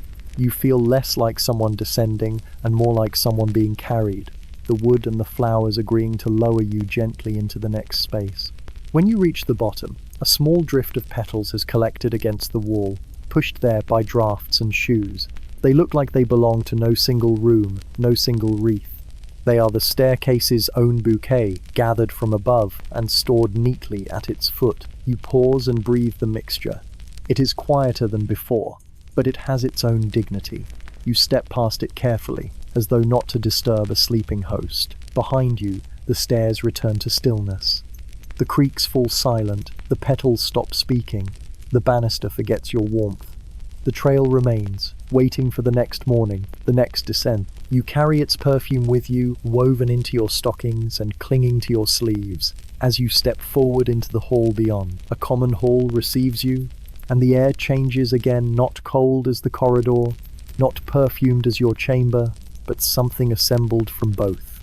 Smoke from last night's fire still holds the room by the shoulders. It is not harsh, it is the tired breath of wood that worked until late, and then forgot to leave. Into that breath the fragrance of bowls filled with old flowers has been poured, and the mixture sits over the long table like a mild veil. You step in and the veil accepts you, smelling of embers taught to be polite, and petals willing to be patient. The hearth is quiet now, a low box of grey with a few darker coals under its ash. Someone raked the bed clean before morning and left the iron poker leaning like a weary sentinel. You approach and feel a soft heat that does not reach your skin so much as remember it. In that warmth, the smoke offers its last lesson. Resin, a hint of tar where the log met the flame, a ghost of bread crust that had warmed at the edge last night. The flowers listen and make no argument. They simply rise in their bowls and add their sweetness, like liberal guests who understand this is not their house. 3 bowls sit along the table, wide and shallow, each with its own colour of fatigue. The first holds rose fragments, petals gone to small curls and rims of paper. The second carries chamomile heads, pale discs with hearts the colour of straw. The third is a tangle of lavender stems, rigid and grey, studded with brittle buds. Their scents do not compete. They wait for drafts and for the small disturbances of sleeves and elbows to coax them into speech. You slide a hand over the board near the rose bowl. Dust follows your palm and settles again, and the bowl surrenders a faint swell of perfume. It meets the smoke and turns it gentle, a softening of the room's consonants. The chamomile adds a low vowel that rests behind the tongue, willing to be swallowed without notice. Lavender stands a little apart, thoughtful, a thin, upright note that keeps the hall from forgetting itself. Together they make a household chord, simple, steady, familiar. The benches are rough and serviceable. When you sit, the wood speaks in a small creak, and a stripe of scent lifts from the board like memory discovering its voice. Your sleeve brushes the chamomile bowl and a few heads roll, soundless, into a new arrangement. You do not correct them. They appear to have found their older, truer order. On the table's far end rests a pewter cup turned upside down to dry, a spoon whose handle has known many mouths, and a heel of yesterday's bread wrapped in a cloth that smells faintly of flour, and faintly, because everything here does, of flowers. You untie the cloth and tear a small piece. The crumb is dense, the crust softened by the night. When you lift it to your face, the smoke's gentlest part greets you first, then the grain, and only after that a whisper of rose dust from the bowl that watched you. You eat slowly, and the flavors agree to accompany each other without insisting on being named. Above the hearth, the mantel holds its modest trophies, a pair of iron tongs, a small jar with a cracked lid that once kept salt, a little cone of wax stubbed flat, and beside all of it a string with a few cloves and a peel of orange turned brown and fragrant in its old age. You lift the peel and sniff. It grants you a firmness of scent, bitter-sweet, that cuts through the smoke's lull and then yields back to it without complaint.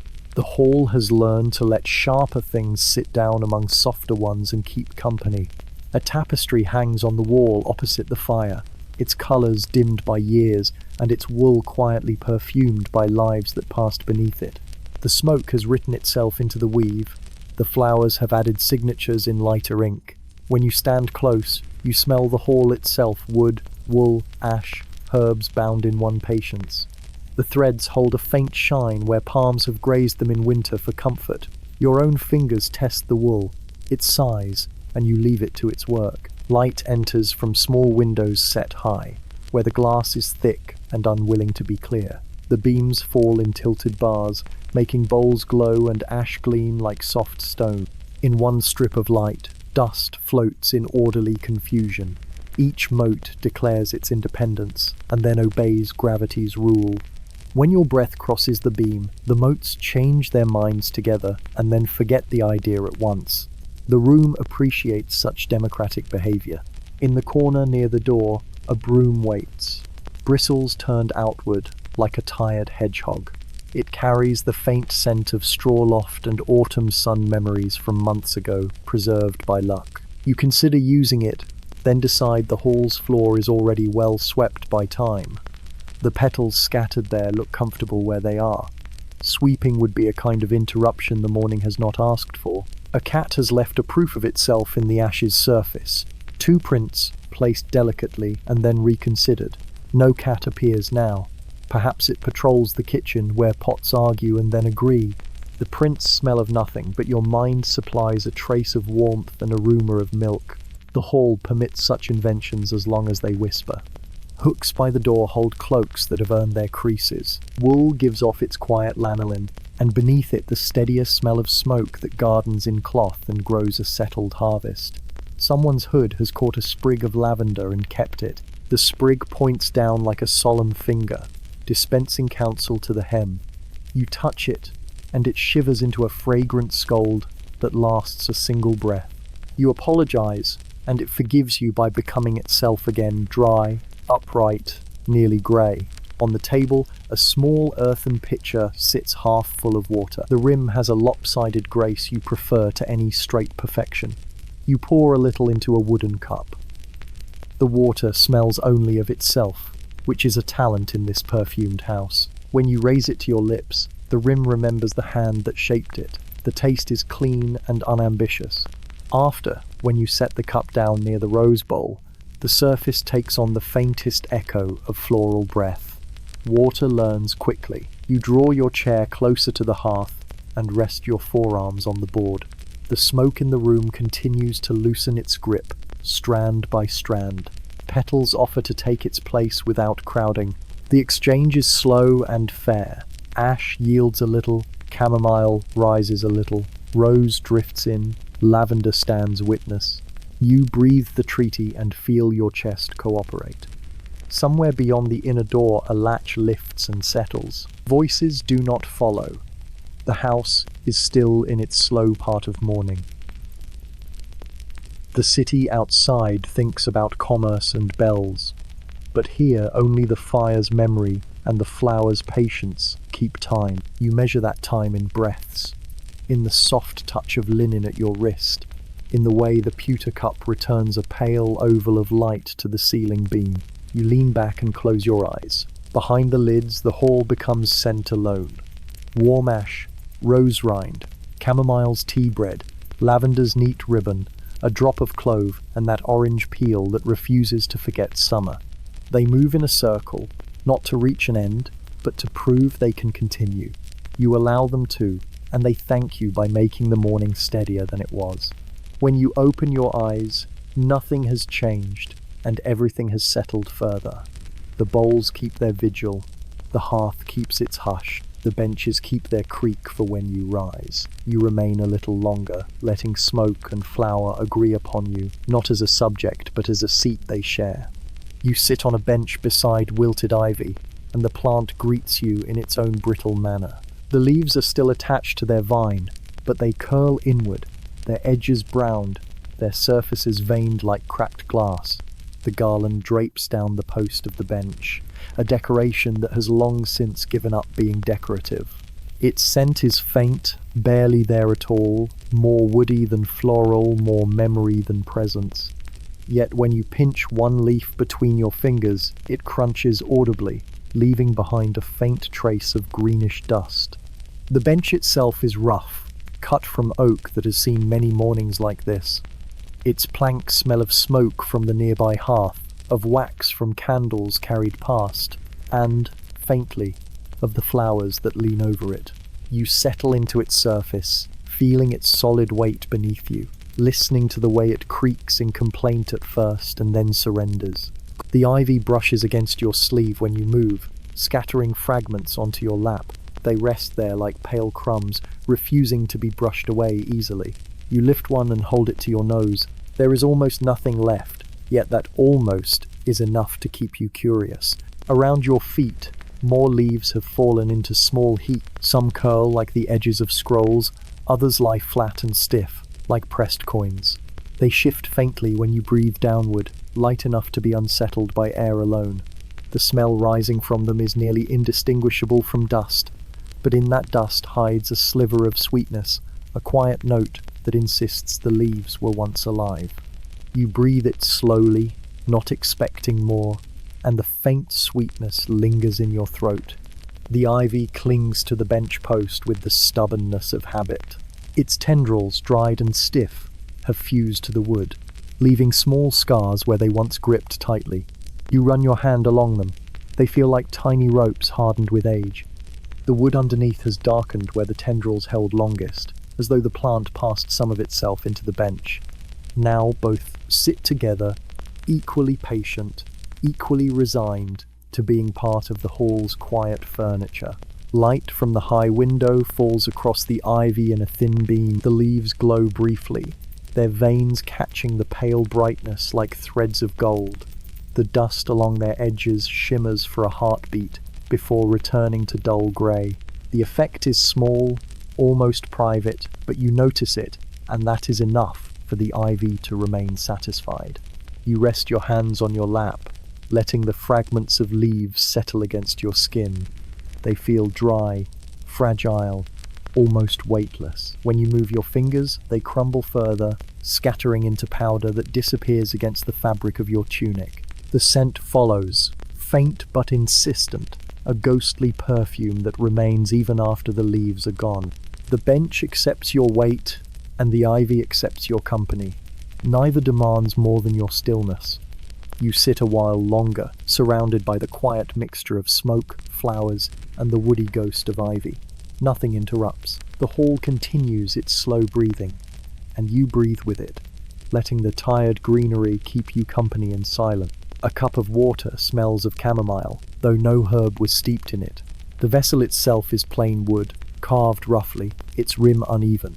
You lift it from the table, and before you even sip, the fragrance reaches you soft, hay-like, almost like bread cooling. The cup has been sitting near a bowl of dried blossoms, and their perfume has slipped into it overnight, leaving a faint ghost that clings to the water. You tilt the cup and look. The liquid is clear, no petal floating, no color staining it. Yet when you bring it closer, the scent rises as if the water has learned to speak in the flower's language. You breathe in before tasting. The smell is simple, round, with none of the sharpness of wine or ale. It is merely calm, as if the water has agreed to serve not as drink but as fragrance that happens to quench thirst. You sip slowly. The flavor is unchanged water, cool, unremarkable, but the nose insists on chamomile. You feel as though you are drinking memory, a liquid that carries the breath of herbs rather than their body. The effect is faintly amusing. You take another mouthful and let it sit, waiting for the sweetness that never arrives, knowing all the while that it lingers only in the air. The cup itself smells stronger than its contents. You run your finger along the inside, dampening it, then raise it to your nose. Here the chamomile is clearer, more forward. The wood has captured the petals' perfume more eagerly than the water has. You set the cup back down and watch a thin ring spread on the table beneath it.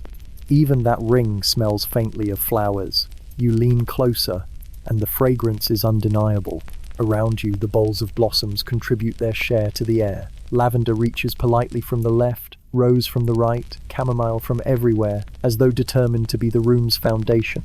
The water has borrowed from all of them, but chamomile dominates, perhaps because it has the patience to settle into wood, to linger in corners, to mark its presence on cloth and cup alike. You hold the vessel in your palms and close your eyes. The warmth of your hands changes the smell, coaxing it out more strongly. Now the fragrance is fuller, closer to tea though no tea has been made. You breathe slowly, letting it mix with the faint aftertaste of plain water on your tongue. The combination is oddly satisfying. The body says one thing, the air says another, and you sit quietly between the two. On the table nearby, petals scatter in uneven circles. A few drift into the damp ring left by the cup. They darken instantly, curling into themselves as though returning briefly to life. You watch their slow movement until they settle again, pressed flat against the wood. When you lift one between your fingers, it tears like wet paper. You raise it to your face. The scent is clearer now, chamomile reawakened by the smallest touch of water. You breathe it in and find that the ghost of sweetness has grown louder, if only for a moment. The cup waits, simple and patient. You do not need to drink more, though you might.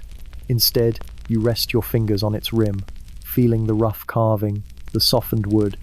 The fragrance clings to you, and even when the water is gone, your hands will carry it for a while. The hall has found another way to perfume you this time, through what you touch, what you lift to your lips, what you let rest briefly in your palms. You leave the cup where it is, still half full, still smelling of chamomile. The air around it continues its work, carrying the scent gently through the room. You breathe once more, content to let the simplest of drinks remind you that in this house, even water does not escape the influence of flowers. The silence is broken by a falling petal, though broken is generous.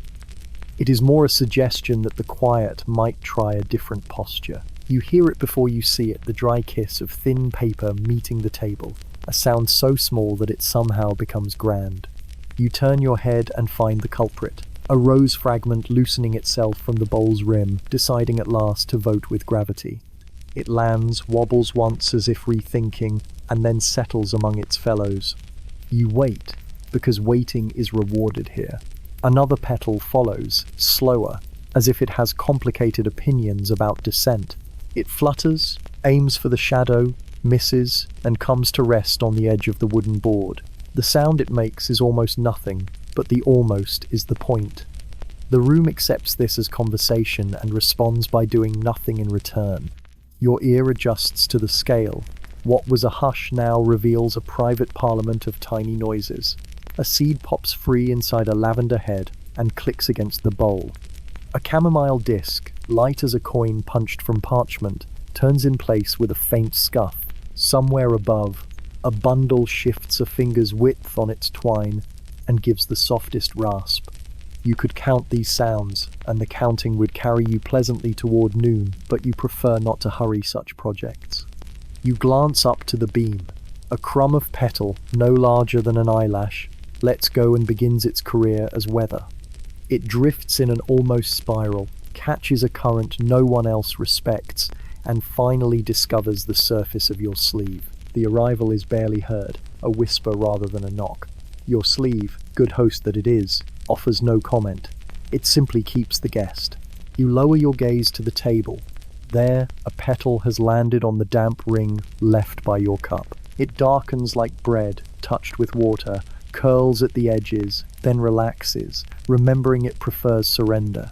If there is such a thing as soft applause, the petal gives it. You place your hand flat beside the bowls and hold your breath a moment. The petals consider your stillness and approve. One slips from the rim and comes to rest on your knuckles, first a tickle, then a weight so light it feels like permission.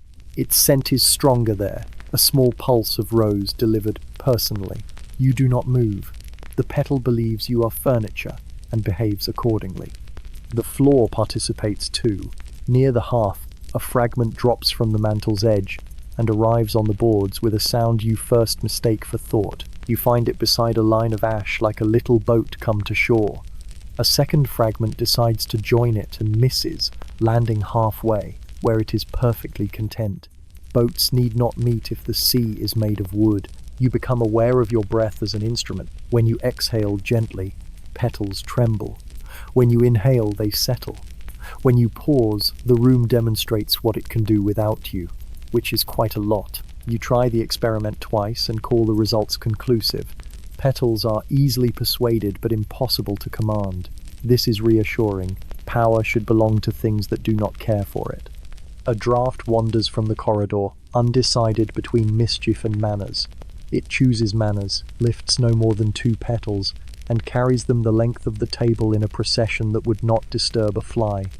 One pauses at a knot in the wood, considers stability, and stays. The other reaches the lip, debates history, and drops with a sound like a syllable you cannot spell. Your fingers hover over the rose bowl. Without touching, you feel the small cool of shade that lives there. The petals inside make a faint rustle, a language of paper. You think of letters folded and refolded until they learn to be letters no longer. These scraps have no messages, and so they are perfect. All form, no urgency. From the beam, a single lavender bud takes the long route down. It rotates slowly bud to sky, stem to floor, as if teaching gravity how to be graceful. When it reaches the table, it makes a tap no louder than a blink. The smell that follows is brief but tidy herb rather than flower, a medicinal memory that nods to sleep rather than demands it. You accept the lesson and return to the roses, who prefer to lecture in perfume rather than theory. At times, the sound is so delicate you think you imagine it, then a petal falls and proves you did not. The hall encourages such demonstrations by supplying silence generously. In this economy, the smallest coin is worth the most. You slide your chair a thumb's breadth, and the leg answers with a timid scrape. The petals do not approve of loud gestures and say so by continuing to be themselves, which is a more elegant rebuke than speech. You apologize by being perfectly still. They accept. A moment later, as if to mark the truce, a chamomile head lets go of a few grains that no longer stain. They fall with the sound of a memory trying to remember itself. A shadow crosses the high window, a bird or a cloud. You do not decide. The brightness dims, and in that dimness the ear grows larger. Now each fall is an event given room to breathe. A petal lands on the sill and skates the tiniest distance before stopping, the way a child might test ice and think better of it. You grant the petal excellent judgment. You rest your chin in your palm. The warmth of your skin adds itself to the bouquet, unambitious and honest. Your other hand draws a small crescent through the dust, gathering a few fragments. When you lift your finger, the grains cling. You tap them back to the table, where they arrive with a sound like patience returning from a walk. You let the room tune itself around that sound. The benches contribute their soft wooden breath. The tapestry gives a muffled wool note where the smoke once settled. The picture on the board rings with a tone so low you feel it rather than hear it, which is to say, you imagine it, and the room politely agrees. Even your pulse, revises its pace to match the fall of things that have finished blooming. In this company, the urge to speak grows small and then smaller, until it is the size of a petal itself, easy to place on the table and let fall with the rest. Another petal falls, then another. Once, two at the same time, ambition, and they cross paths in the air with such deliberation that you almost clap. You do not. Applause would be large, and large gestures are out of fashion in this hall. You content yourself with being the witness that small things deserve. Time lengthens until it resembles cloth. The falls stitch themselves along it, one soft sound after another, making a seam that does not need to hold anything together. If a bell in the city speaks, it does so from another page, and you do not turn to it. You stay with the book in front of you, a bowl, a beam, a table, a floor, and the precise vocabulary of petals that refuse to hurry even when they fall. At last you lean back and let your eyes half close. The sounds continue, lighter than sleep and more honest than dreams. The hall wears them the way a shoulder wears dust in winter, naturally, without commentary. You breathe the slow perfume they release, and you breathe out nothing but quiet. Somewhere, slowly, another petal decides to go. You do not watch it. You hear it arrive. You rest against a wall of bundles, and find that the wall has its own polite opinions about posture. Pegs run along the beam at shoulder height, each peg entrusted with a tied sheaf of something that once grew with enthusiasm. Now the bundles lean forward like small elders on a bench, whispering among themselves in dry leaves and brittle stalk. When your back meets them, they respond not with protest, but with a slow release of scent that feels like an apology and a welcome in the same breath. The first impression is variety. Lavender offers you its tidy bitterness, as if reminding your spine to stand straight. Rosemary contributes a green sharpness that travels quickly up your neck and announces itself behind your eyes. Sage is rounder, woolen in its perfume, an herb willing to sit quietly in your ribcage and hum. Somewhere, a spray of hyssop keeps its counsel, a little resinous, faintly medicinal, the fragrance of good intentions preserved. Marigold heads hang like small suns that forgot how to shine. They smell faintly of hay with a peel of citrus memory. Each bundle takes a turn at your back, and your back, not famous for diplomacy, manages to be fair to all. Twine holds the company together. Some cords are hemp, scratchy and honest. Some are linen thread worn to softness. One or two are coloured red or faded blue, a festival that survived in string if not in flower. The knots have darkened where oils passed from stalk to fibre, little halos of effort that say, "Someone tied this," with a mind to usefulness. You press your shoulder a fraction deeper and feel a knot answer with the gentle insistence of a reminder. The wall believes in uprightness. You comply, because arguing with architecture before noon is ambitious. The bundles themselves have textures that write their signatures through your tunic. Lavender is crisp as broom, rosemary prickles in tidy points, sage rubs like suede, hyssop presses with a fibrous resilience. Marigold brushes you with featherweight wheels. None of them hurt. They instruct. Each contact sends up a small cloud of dust and essential kindness, and that cloud moves over your shoulder and down your sleeve, where it becomes yours for the rest of the day. You tilt your head until it rests beneath a cluster of chamomile. The discs touch your hair and make a soft rattle when you breathe. Their scent is calmer than calm, so domestic it might as well be folded linen. You inhale through your nose and feel the air pass like warm water. If sleep were a herb, it would choose this form and then pretend it had invented tranquility. Above your ear hangs a thin braid of mallow flowers, now faded to parchment pink. They do not say much, but their presence sweetens the general conversation. Close by, time contributes its granular spice, a household sharpness that travels quickly and then sits down, pleased with the journey. Your back becomes a map of fields visited at walking pace. No hurry, no hills, no rain, only paths between dried stems, the sun somewhere, the road content with being dust. The beam from which all this dangles bears the history of weight. Under each peg the wood shows a shallow crescent polished by years of bundles swinging in small winds. You tip your head back and watch dust settle in those crescents, bright where the light touches, dim where the beam keeps its shade. The scent thickens slightly in the shade, as if perfume prefers to rest before it travels. Your breath obliges, slower, longer, a domestic tide. Along the plaster, small petals and crumbs have become a border. They collect in a soft drift where the wall meets the bench and where the bench meets the floor. You slide 1 foot through the drift and feel the dry whisper of fragments giving way. The sound is nearly ceremonial. If ceremonies were wise, they would include more silence and a handful of petals that have already finished their duties. You let your shoulders settle a fraction lower. The bundles answer with a rustle like parchment being folded carefully. Out comes more fragrance. Rosemary 1 degree warmer, lavender 1 degree kinder, sage 1 degree nearer to bread. You imagine these sheaves once hung in kitchens, and still remember their past lives when starch met water and pots exhaled afternoons. In the hall they practice retirement gracefully, counseling benches and backs with herbal patience. Your hand goes up to test a knot. The twine is cool, a little sticky where it has collected oil, a little smooth where fingers have learned it in passing. You tug not to move anything, simply to say hello, and a sprig of thyme sheds a few seeds onto your collarbone. They land with the weight of punctuation and stay. Their smell is assertive for a moment, then considerate, joining the general parliament without insisting on a chair. Between the bundles a small cloth bag hangs, tied with a looped thread. You pinch it, and it gives a tired clove smell, loud in a tiny way.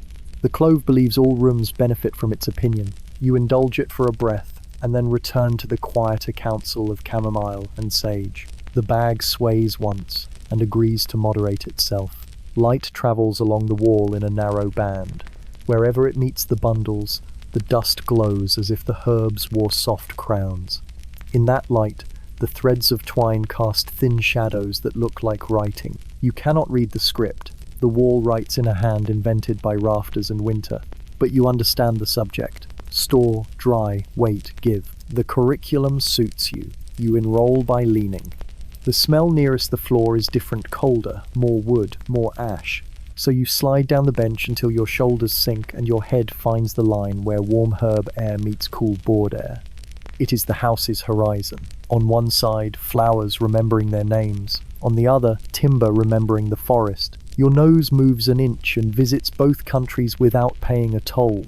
You consider the practical side of this arrangement. Bundles hung high do not trip cats or people. Bundles press to your back perfume cloth more efficiently than any bowl on a table. Bundles also convince time to behave. They give the day something to do release without asking you to do anything at all. If idleness required justification, here it is, carefully twined and labelled by the air. Your breathing adopts the bundle's pace. Inhale, rosemary straightens your thoughts. Exhale, sage smooths their edges. Inhale, lavender draws a line down the middle and tells both sides to be polite. Exhale, chamomile nods, proud of everyone. It is a tidy government, this wall, self-elected and low tax. You are the visiting citizen who votes by staying still. A few stalks tickle the back of your neck.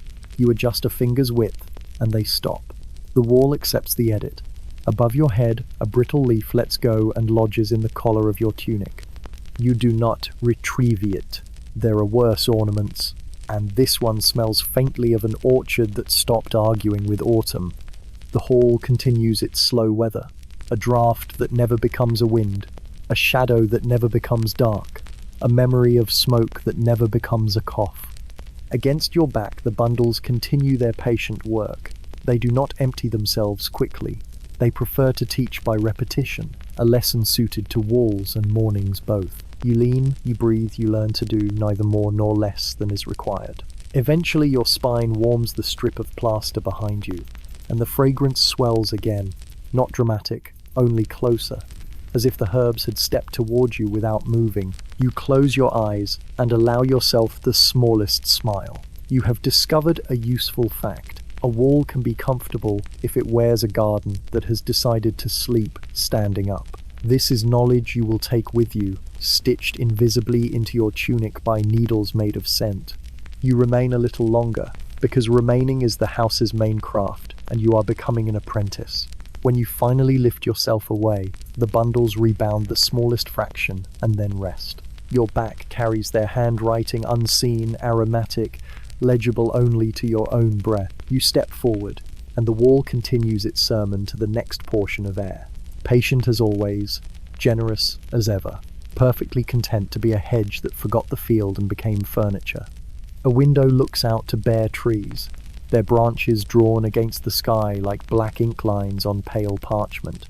You stand at the sill and lean closer, letting the cold pane meet your forehead. The glass is not perfectly smooth. Bubbles and ripples bend the view so that the world outside appears slightly softened, as if wrapped in gauze. Beyond, the trees wait in their winter stillness, offering no blossom, no fruit, only a lattice of dark limbs that speak in silence. The smell here is different. The chamber's fragrance clings faintly to your sleeve, but the window breathes outward, carrying a sharper air from beyond the walls. It is not perfume, but clarity. Damp stone from the street below, faint ash from chimneys that never entirely rest, and the iron scent of branches stripped bare. You breathe in and feel the coolness settle behind your eyes, clearing away some of the heaviness of roses and lavender. The two scents meet, overlap, and neither wins. They simply learn to stand together. The sill itself has collected a scatter of petals, carried here by drafts and accidents of motion. They lie curled in the corners, pale ghosts of summer flowers trying to imitate fallen leaves. You brush one with your fingertip, and it slides across the wood, leaving behind a faint streak of powder. When you lift the powder to your nose, the smell is still there, stubborn despite its weakness. You think of the trees outside, how they stand bare yet still breathe, and find the petal is not so different. The branches beyond sway faintly, not from strong wind, but from a draft that wanders slowly across the city. Each movement seems reluctant, as though the trees would rather stay perfectly still, but cannot refuse entirely. Their faint creaking, muffled by glass, resembles the sigh of your own bed frame. Nature and furniture find their kinship in patient noises. You trace the lead lines that divide the panes. The iron is cool, rough, slightly gritty with age. Its smell is metallic, faintly earthy, touched with the memory of rain. Your hand returns to the wood below, and the contrast is striking, warm, faintly perfumed by the dried blossoms that have claimed this space. Window, sill, garland, and you all press together in one frame of morning. The sky above is pale, not quite white, not quite grey, but something between parchment and linen left to dry. Against it, the branches form webs that tangle the light. There are no birds just now, no fluttering wings, only the occasional drift of chimney smoke weaving among the twigs. The stillness makes the branches seem heavier than they are, as if their work is to hold up the entire winter sky. You lift the latch slightly, enough to let a sliver of outside air enter. It carries with it the faint scent of damp bark, a whisper of river cold, and the sharper trace of smoke. The chill reaches your skin quickly, but not cruelly. The chamber's warmth softens its edge, so you experience both at once. The perfume of roses and lavender clinging to your sleeve, and the lean air of bare trees brushing your cheek. The combination is oddly complete, like two halves of a season speaking together. A petal caught in the crack flutters briefly, lifted by the draught, then falls into the room. It turns once in the air before landing near your foot. You bend, pick it up, and hold it close. Its edges are ragged, but it still carries a sweetness, as though it borrowed something from outside before arriving in your hand. You let it rest on the sill again, where it lies content beside the other fragments. You keep your forehead against the cold glass a little longer, watching the branches that refuse to bloom. Their patience is instructive. They do not hurry the season. They do not grieve their bareness. They simply hold their shape until time decides otherwise. You breathe out, fogging the pain, and the world blurs further. For a moment the trees vanish, replaced by a cloud made from your own breath. Then the fog clears and the branches return, unchanged, unimpressed, steady. You leave the latch as it is, the panes slightly open, the air from outside continuing its quiet exchange with the air from within. The flowers in the chamber do not mind. They mix with the scent of bare trees, creating a balance neither could achieve alone. You step back slowly, letting the window keep its view, its drafts, and its lesson in patience. The market square greets you with flower sellers, though their goods are no longer fresh.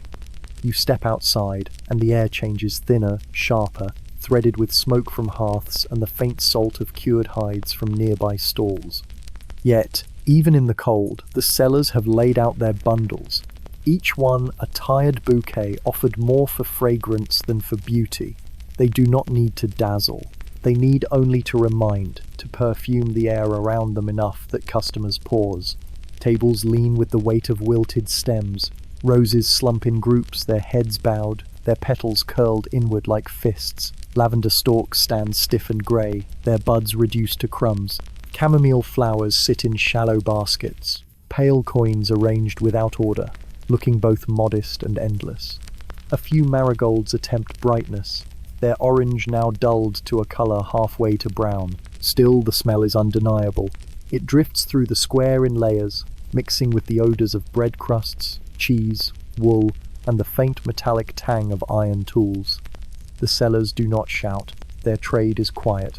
They sit on stools behind their tables, cloaks wrapped tightly, hands tucked into sleeves. A nod, a gesture, a glance is enough to signal a willingness to part with a bundle. The flowers themselves advertise. You walk slowly between them, inhaling as you pass. Each stall has its own chord. One heavy with rose, another sharp with lavender, another softened by chamomile. Together they make the square smell less like winter, more like a memory of summer pressed into paper. One woman stirs her basket with a wooden spoon, lifting and settling the flowers so that their dust rises into the air. The gesture is small, habitual, like tending a pot on a stove. The fragrance blooms momentarily, then fades back into its usual hush. You pause near her stall. She glances up, sees you breathe in, and nods once, as if to say the flowers have done their work. She does not press you further. The transaction has already taken place. You have borrowed her scent for the morning. Another seller ties wilted stems into bundles with thin twine. The knots are quick, practiced. The stems break sometimes, but he ignores the cracks. Each bundle is set neatly in a row, more for order than for display. The fragrance of rosemary comes from his stall, sharper than the others, almost medicinal. It cuts through the heavier rose perfume lingering from nearby tables. You lean slightly closer, and the smell finds your throat, leaving a faint dryness there. You cough once, softly, and the rosemary seems satisfied to have been noticed. The ground beneath the stalls is littered with petals, stems, and crumbs of leaves. They mix with straw and dirt, forming a soft carpet that muffles footsteps. As you walk, you hear the faint rustle of dry fragments breaking. The square smells more strongly down here, at the level of your ankles, where the petals have gathered themselves into drifts. You imagine the whole market breathing through its floor, exhaling yesterday's blossoms with each step you take. You pause near a table where violets lie in shallow trays. They are colourless now, flattened, more shadow than flower. Yet when the seller brushes her hand across them, they release a fragrance surprisingly clear, delicate but insistent, like a faint echo that refuses to die out. You bend slightly, breathe it in, and find that the sweetness is almost too soft to hold, as though it slips away the moment you try to name it. The seller smiles faintly at your hesitation, knowing the violets are best appreciated without language. Across the square, a man shakes a bundle of dried herbs against his palm, sending a faint storm of seeds into the air. They scatter, landing on the table, on his cloak, on the ground. The smell follows bitter, sharp, astringent. It makes you blink, then clears your chest as though the air itself had decided to be useful. You nod in his direction. He does not return the gesture. He is too busy shaking more seeds loose, feeding the air until it agrees to be noticed. The sky above is pale, with clouds that look more like smudges than shapes.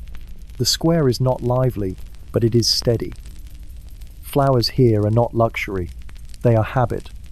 People pass, choose a bundle, tuck it under an arm, and move on.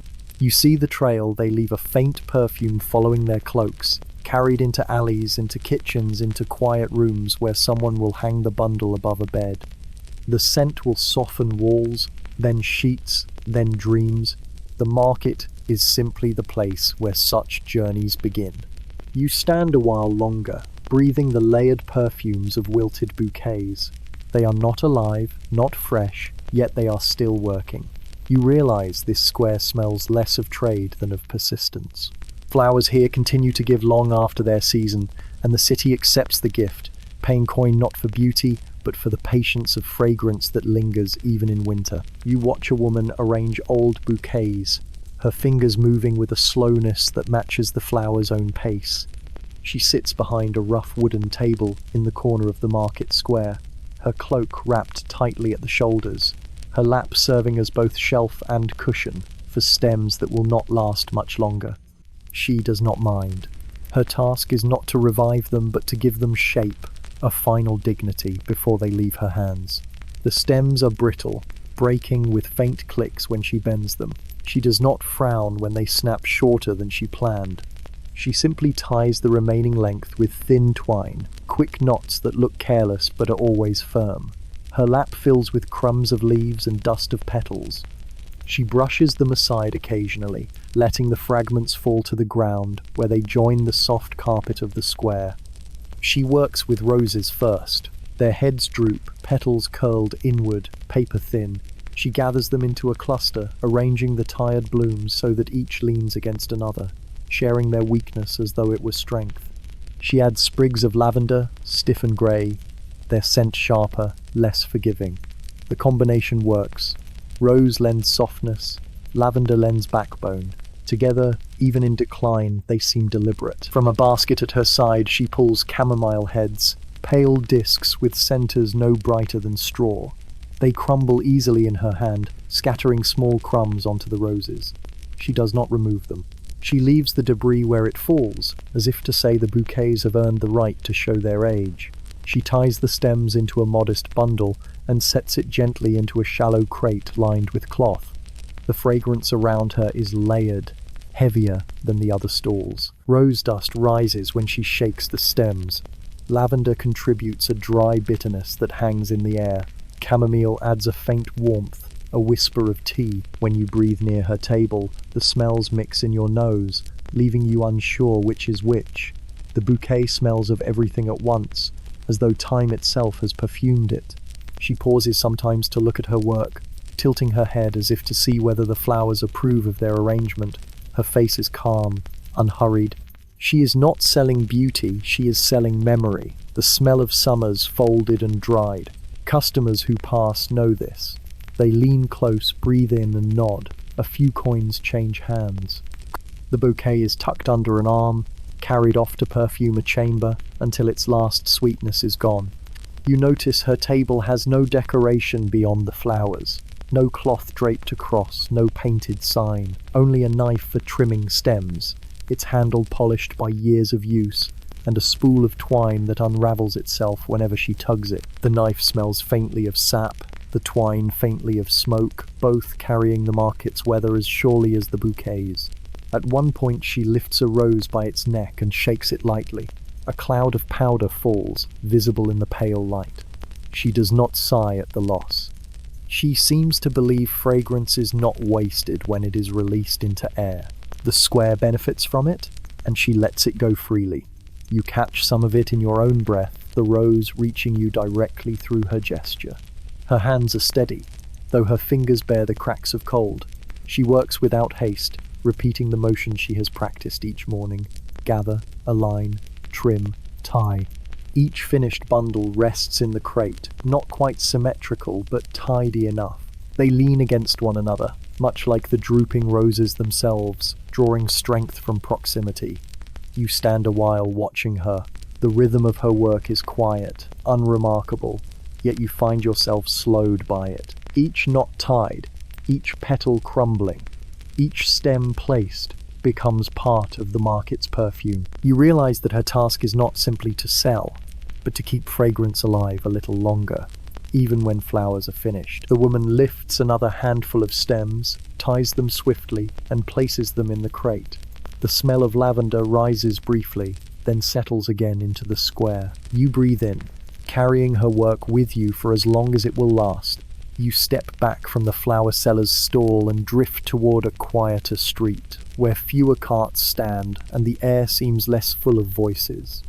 Here the market gives way to narrow houses pressed against one another, their beams darkened by age and smoke. The stones underfoot are uneven, still damp from the last rain. You move slowly, watching how the moisture clings to the cracks, reflecting pale light back toward the walls. In the hush of this side street, a different kind of fragrance waits, not the bright chatter of roses and lavender, but the steady persistence of herbs hung above doorways. Bunches of sage, thyme, and rosemary dangle from cords, some grey with dust, others still holding a trace of colour. Their leaves curl inward, veins showing like fine lines on old hands. Whenever a breeze sneaks through, the herbs rustle softly, as though whispering. You pause at a doorway where the smell is strongest. A narrow beam stretches overhead, from which hang not just herbs, but also small cloth pouches filled with dried petals. The cloth is faded, once red, now almost brown, the knots tight enough to have lasted years. The scent is mixed sharp, resinous sage beside the faint sweetness of faded rose. Together they form a kind of protection, both for the nose and, perhaps, for the soul. A woman leans out of the doorway, nods at you without curiosity, then returns to her weaving. You see her hands pulling the shuttle through a loom, the rhythm steady, the threads pale like the walls themselves. The fragrance around her is not decoration, it is habit. You sense that if you asked her how long the bundles had been hanging there, she might shrug, unable to remember. Time has stretched around them, turning them into part of the house itself. Further along, you pass another door. Here the hanging bundles are fewer, but a faint trail of smoke curls from a clay pipe resting on the sill. It carries the smell of dried fennel seeds, cracked and smouldering. The smoke rises slowly, clinging to the damp air before dissolving. You breathe it in, noticing how it lingers on the tongue with a bitterness that is not unpleasant. You imagine each house on this lane carries its own perfume, layered year upon year, not meant for visitors, but for the people who live within. The walls themselves hold it plaster mixed with lime, wood beams rubbed by countless hands, floors that creak with familiar weight. Each surface has absorbed the scent of herbs, of meals, of wet wool drying by the fire. You realize that fragrance here is less about freshness and more about accumulation, the patient gathering of smells until they become inseparable from the space. As you walk, you hear little. A muffled cough from one house, the dull thud of a pot being set down from another. The lane is narrow enough that voices do not carry. They stay contained, folded back into the walls. What escapes instead is fragrance. You pass beneath beams where marjoram hangs, where mint leaves have turned brittle and almost black. They have given away much of their smell already, but not all. Each breath still carries a trace, like an echo of a song you nearly forgot. The air feels heavier here, less hurried. Even your steps sound softer, cushioned by damp stone. You pause to look upward, noticing how the eaves bend close, almost touching across the lane. Stray stems and petals have caught in the wooden beams, lodged there by wind or by careless hands. They remain, long after their bloom has faded, their scent faint but present. You pass one more doorway, this one marked by a strip of cloth tied to the beam. The cloth flutters slightly, carrying the smell of clove and cinnamon stronger, more exotic than the herbs before. Perhaps someone brought them from far away, or perhaps they are saved carefully for special use. You do not linger long, but you carry the note with you as you walk on, the spice clinging faintly in your nose. By the time you reach the end of the lane, you have collected a quiet bouquet of smells without ever lifting a flower. Herbs, smoke, damp wood, faded cloth, they follow you.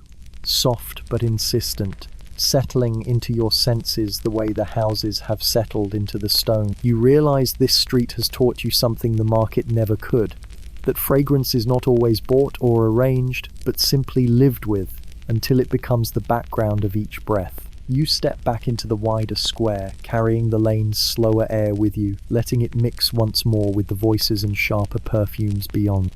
You leave behind the busy square and follow a narrower passage that slopes gently upward toward the outskirts of Vienna. The air feels thinner here, touched by a faint wind carrying the smell of open fields beyond the walls. The stone under your feet grows rougher, less worn by traffic, and the voices of the market fade into nothing more than memory. As you walk, you notice a scatter of petals along the ground, pressed flat against the stones, almost invisible except for their occasional flash of colour. Some are brown, some nearly grey, some still clinging to a hint of red or blue. You bend slightly, running your eyes over them. They are not freshly fallen, they are remnants, carried by feet, caught by rain, and now quietly resting where no one notices. A little further along, you come upon a low stone wall, uneven, with moss filling the gaps. Resting upon it is a basket left open, half filled with what appears to be discarded stems. Dried leaves cling weakly to them, their scent faint but still recognizable. When you lean closer, you detect the dusty sweetness of withered violets, layered with the more persistent bitterness of rosemary. The basket does not seem abandoned in neglect, but rather set aside as if to say, even what is used up still has a place. Beyond the wall stretches a modest yard. Thin wooden poles hold up strips of cloth, pale with wear. On the lines, herbs and flowers hang tied in little bundles, twisting slowly in the air. Some are nearly skeletal, reduced to stalk and thread, while others still preserve the outlines of petals, crumbling at the edges.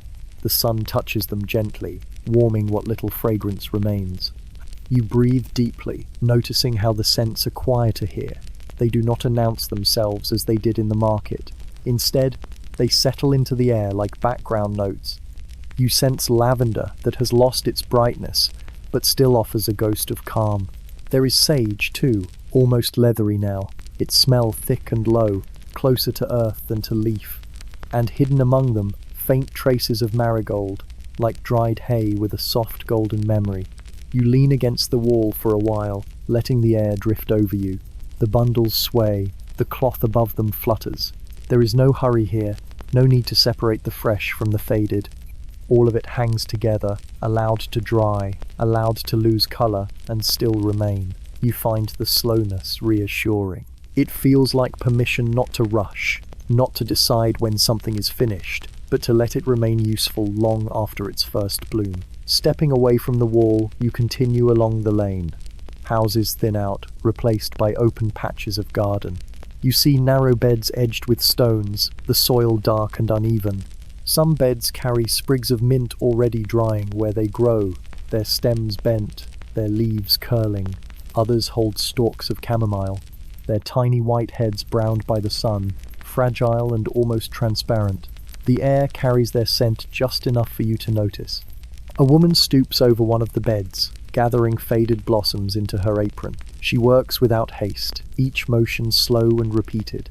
She does not glance at you, but you feel no need to speak. Her hands know what to do: pluck, fold, gather. Each blossom is placed gently into her cloth, as though it still holds something worth keeping. You walk past, following the path further upward. The houses grow smaller, simpler, the walls less polished.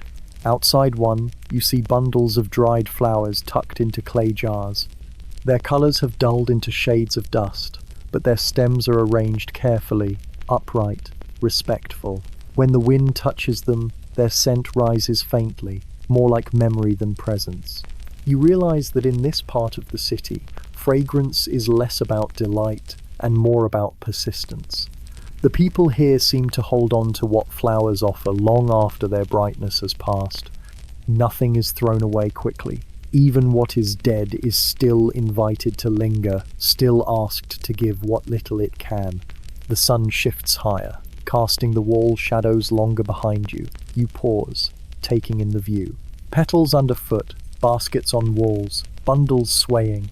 Jars filled with brittle stems, each detail feels unhurried, unconcerned with the urgency of freshness. You inhale, and the mixture of all these scents seems to tell you something simple, that even fading has its fragrance, and even what is nearly gone still lingers in the air. You walk a little further, until the path begins to slope downward again, curling toward the lower edge of Vienna's walls. Here the houses are smaller still, their roofs sagging slightly, their doors narrow, yet each has some sign of care. A pot perched on a sill, a sprig of herbs nailed above a doorway, or a small wreath hung from string. One doorway in particular catches your eye. The wreath above it is made not from green twigs but from browned stalks, dried flowers woven in a rough circle.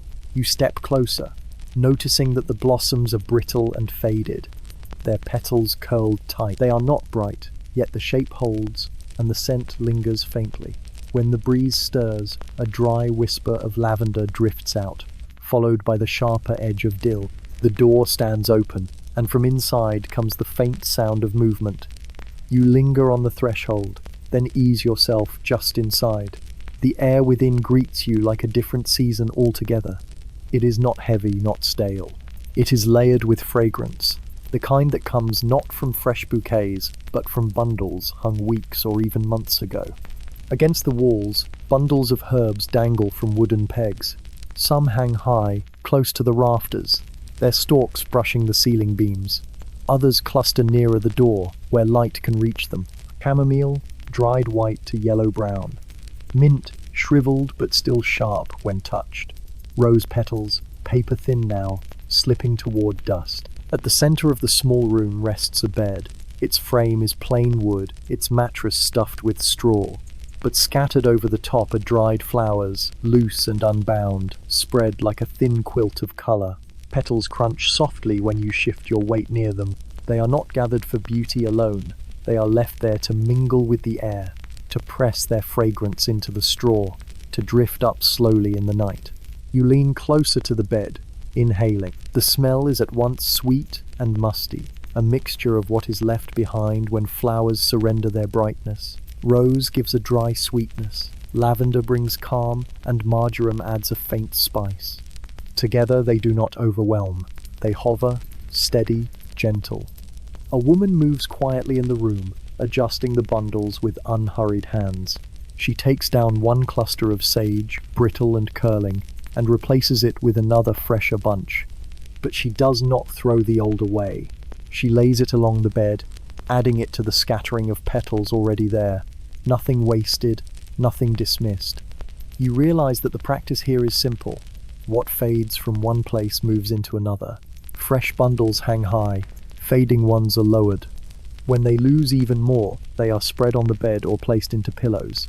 When they crumble beyond use, they are still burned in the hearth, giving one last faint offering before becoming ash. The room smells like the passage of time itself, layers of scent, each quieter than the last, yet still present. You breathe deeply, and it is as if you are inhaling weeks of days at once. You imagine lying on that bed, the straw rustling beneath, the petals brushing against your sleeve, the air filled with quiet fragrance. It would not be strong enough to keep you awake. It would not force itself upon you.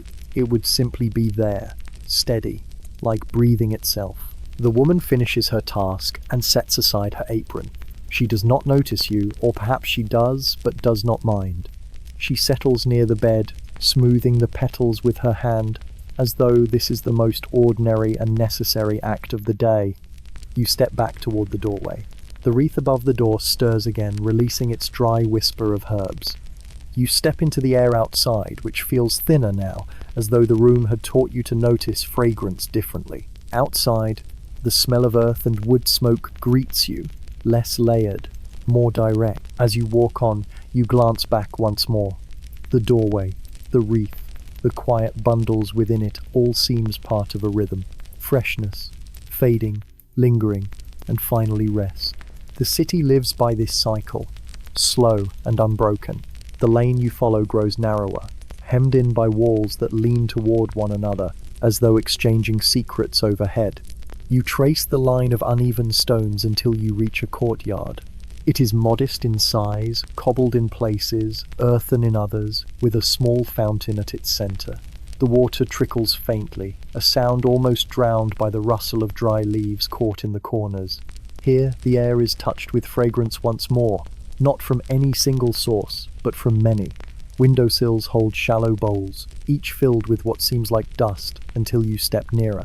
They are crushed petals, spread thin, their colors faded to muted shades: rose, violet, marigold. From each bowl rises a delicate smell, hardly noticeable unless the wind carries it. A woman kneels beside one of the bowls, stirring the contents with her fingers. She does not glance at you. Her motion is as automatic as smoothing wrinkles from cloth. When she lifts her hand, the powder clings briefly to her skin, then drifts away on the breeze. She sets the bowl back down and moves to another, tending to each one in turn. You realize these are offerings, though not the ceremonial kind. They are daily gestures, quiet routines of keeping air pleasant, of holding on to scents that might otherwise slip away. In a city where refuse piles at corners and animals share the streets, any act that softens the smell of life is welcome. Dried flowers provide that softness. A young boy darts through the courtyard, his steps scattering petals that had gathered near the fountain. He pauses, scoops a handful, and presses them against his nose. His expression flickers into something calm, almost proud, before he drops the handful again and continues on. You take a place on the low stone wall that borders the fountain. From here you watch how the courtyard holds its fragrance. It is not heavy, not insistent. It drifts in thin layers, a trace of rose, a hint of lavender, a breath of thyme. Together they weave a fabric of scent that lies over the cobblestones like a second sky. From one window, a curtain shifts. You glimpse bundles of stems tied upside down, drying in the shadows. The household is simply continuing what you have seen elsewhere, hanging, lowering, scattering, replacing.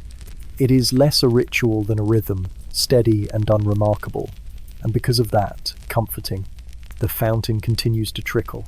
Water flows into the basin, circles quietly, then slides into a small channel leading away beneath the stones. The sound blends with the faint crackle of petals underfoot whenever the breeze stirs them. You close your eyes for a moment, breathing through your nose, letting the air move slowly. The scents do not overwhelm. They linger like memory itself, faint yet persistent, enough to remind you that flowers once grew here, that color once existed, that even when faded, something remained. When you open your eyes again, the woman has finished tending the bowls. She stands, brushes her hands on her apron, and disappears into one of the houses. The boy has gone, the sound of his steps fading into the city beyond. Only the fountain remains, steady, repeating itself without urgency. You rise and walk toward the far side of the courtyard. Your shoes scuff gently across the cobbles, releasing faint fragrances from the petals scattered there. It is like walking through a memory that will never insist on being remembered, but will never be lost either. You pass beneath another archway, the air behind you carrying the mingled scent of crushed petals and cool water. Ahead, the lane opens once more, leading toward the broader streets of Vienna, where the rhythm continues, steady and unbroken. The broader street greets you with its muted chorus carts rolling unevenly, hooves striking stone, voices drifting without urgency. The sound does not press close. It lingers at a distance, softened by the warm air and the haze of dust. You walk slowly, your steps finding their place among many, neither hurried nor hesitant. Along the walls of one building, you notice shelves fixed just above shoulder height. Upon them sit jars, their glass dulled with time, each sealed with wax. Inside, pressed close together, lie layers of dried blooms. The petals are faded, thin as parchment, but their shapes remain. Rose, violet, calendula. The jars catch the sun, releasing muted glimmers. The air here is curious. It holds a faint, continuous sweetness, as though the jars breathe through their seams. The scent is not bold, not fresh, but steady, like the memory of perfume long after it has been worn. Passers-by seem accustomed. None pause to look. yet their expressions carry ease, as if these quiet vessels guard the space. At the base of the shelves, baskets rest against the wall. They are filled with stalks, withering leaves, and stems that once held blossoms. Some are bundled with string, others left loose. Their smell is less fragrant, earthy, faintly sour, yet necessary. Even decay is part of fragrance. Even the parts without color feed the ones that last longer. A merchant appears from the doorway. He wears an apron powdered with dust and trimmed threads of stems. In his hand he holds a fresh bundle still faintly green, gathered perhaps from a garden beyond the walls. Without speaking, he lifts the jar from the shelf, breaks the wax, and layers the petals carefully inside. The act is deliberate, more routine than ceremony. You watch as he reseals the jar, setting it back in its place. He does not look for approval, nor does he hurry. The motion belongs to the day, no different from sweeping or fetching water. Flowers die, but they also stay, pressed and patient, carrying their fragrance longer than their colors. You move on, past a shadowed alcove where an elderly woman sits with her spindle. At her feet lies a small sack of dried marigold. She pauses her spinning now and then to pinch a bit between her fingers, rubbing it into her skin. The gesture is quiet, repetitive, and seems meant as much for comfort as for scent. When she catches your glance, she does not smile nor frown, she simply continues. The rhythm of her hand steady and unbroken. Further along, you pass a doorway where the smell shifts thicker, more pungent. Layers of lavender and crushed stems mixed with smoke from a small hearth. A young girl emerges carrying a wooden tray. On it, small cloth sachets are neatly stacked, tied with simple string. She crosses to a stall and arranges them in rows, each one faintly bulging with dried petals inside. The air here is heavier, not unpleasant, only more insistent. It clings to the stone, to the edges of your sleeve, to the shallow breath you take. You let it linger, you do not push it away.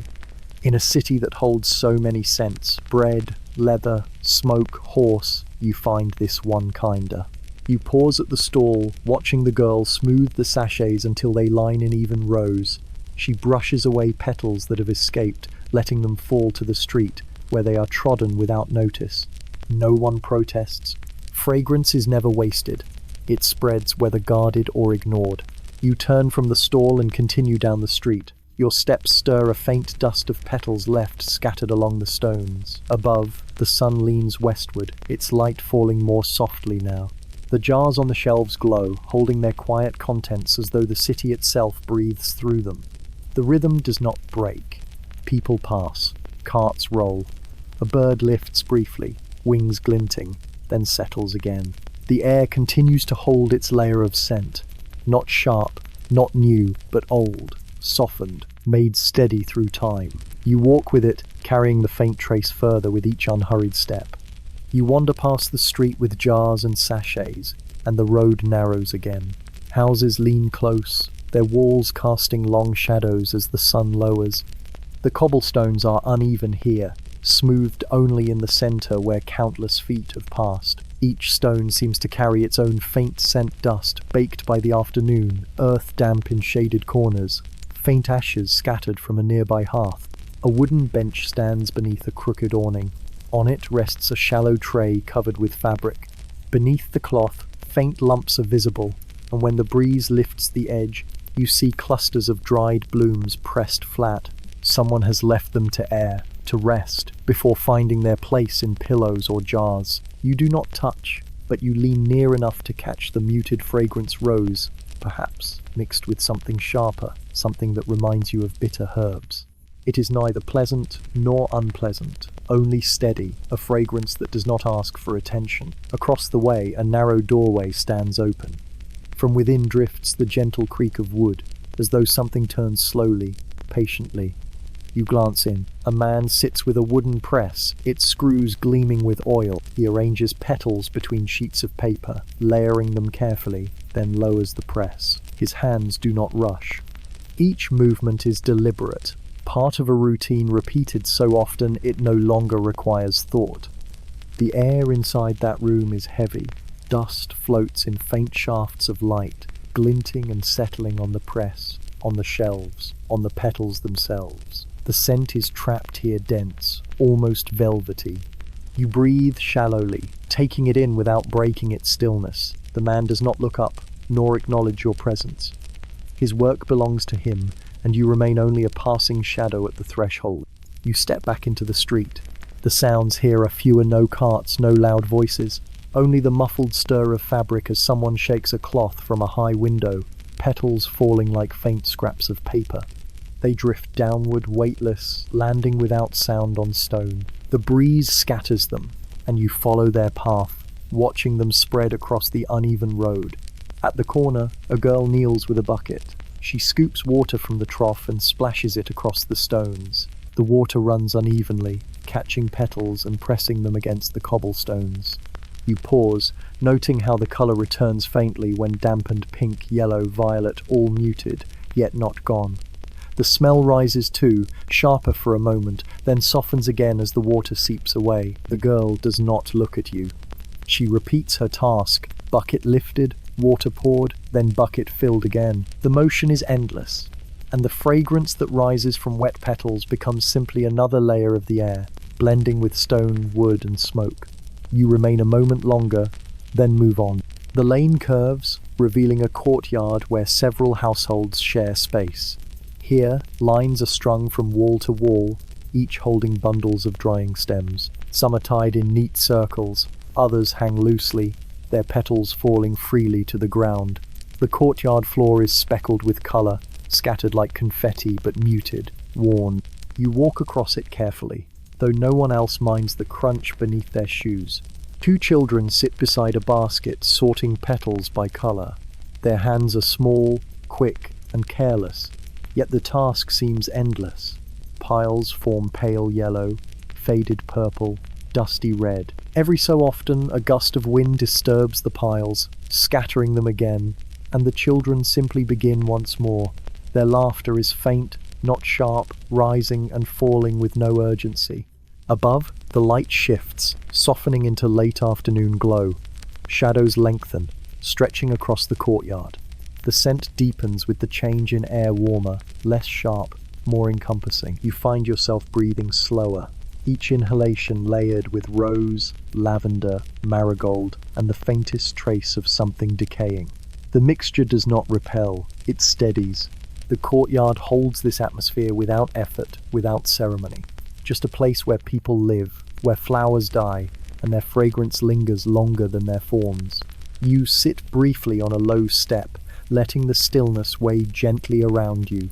Nothing urgent calls, nothing new must happen. The day continues in its rhythm, petals falling, drying, pressing, scattering, carrying scent into the air that belongs to everyone and to no one.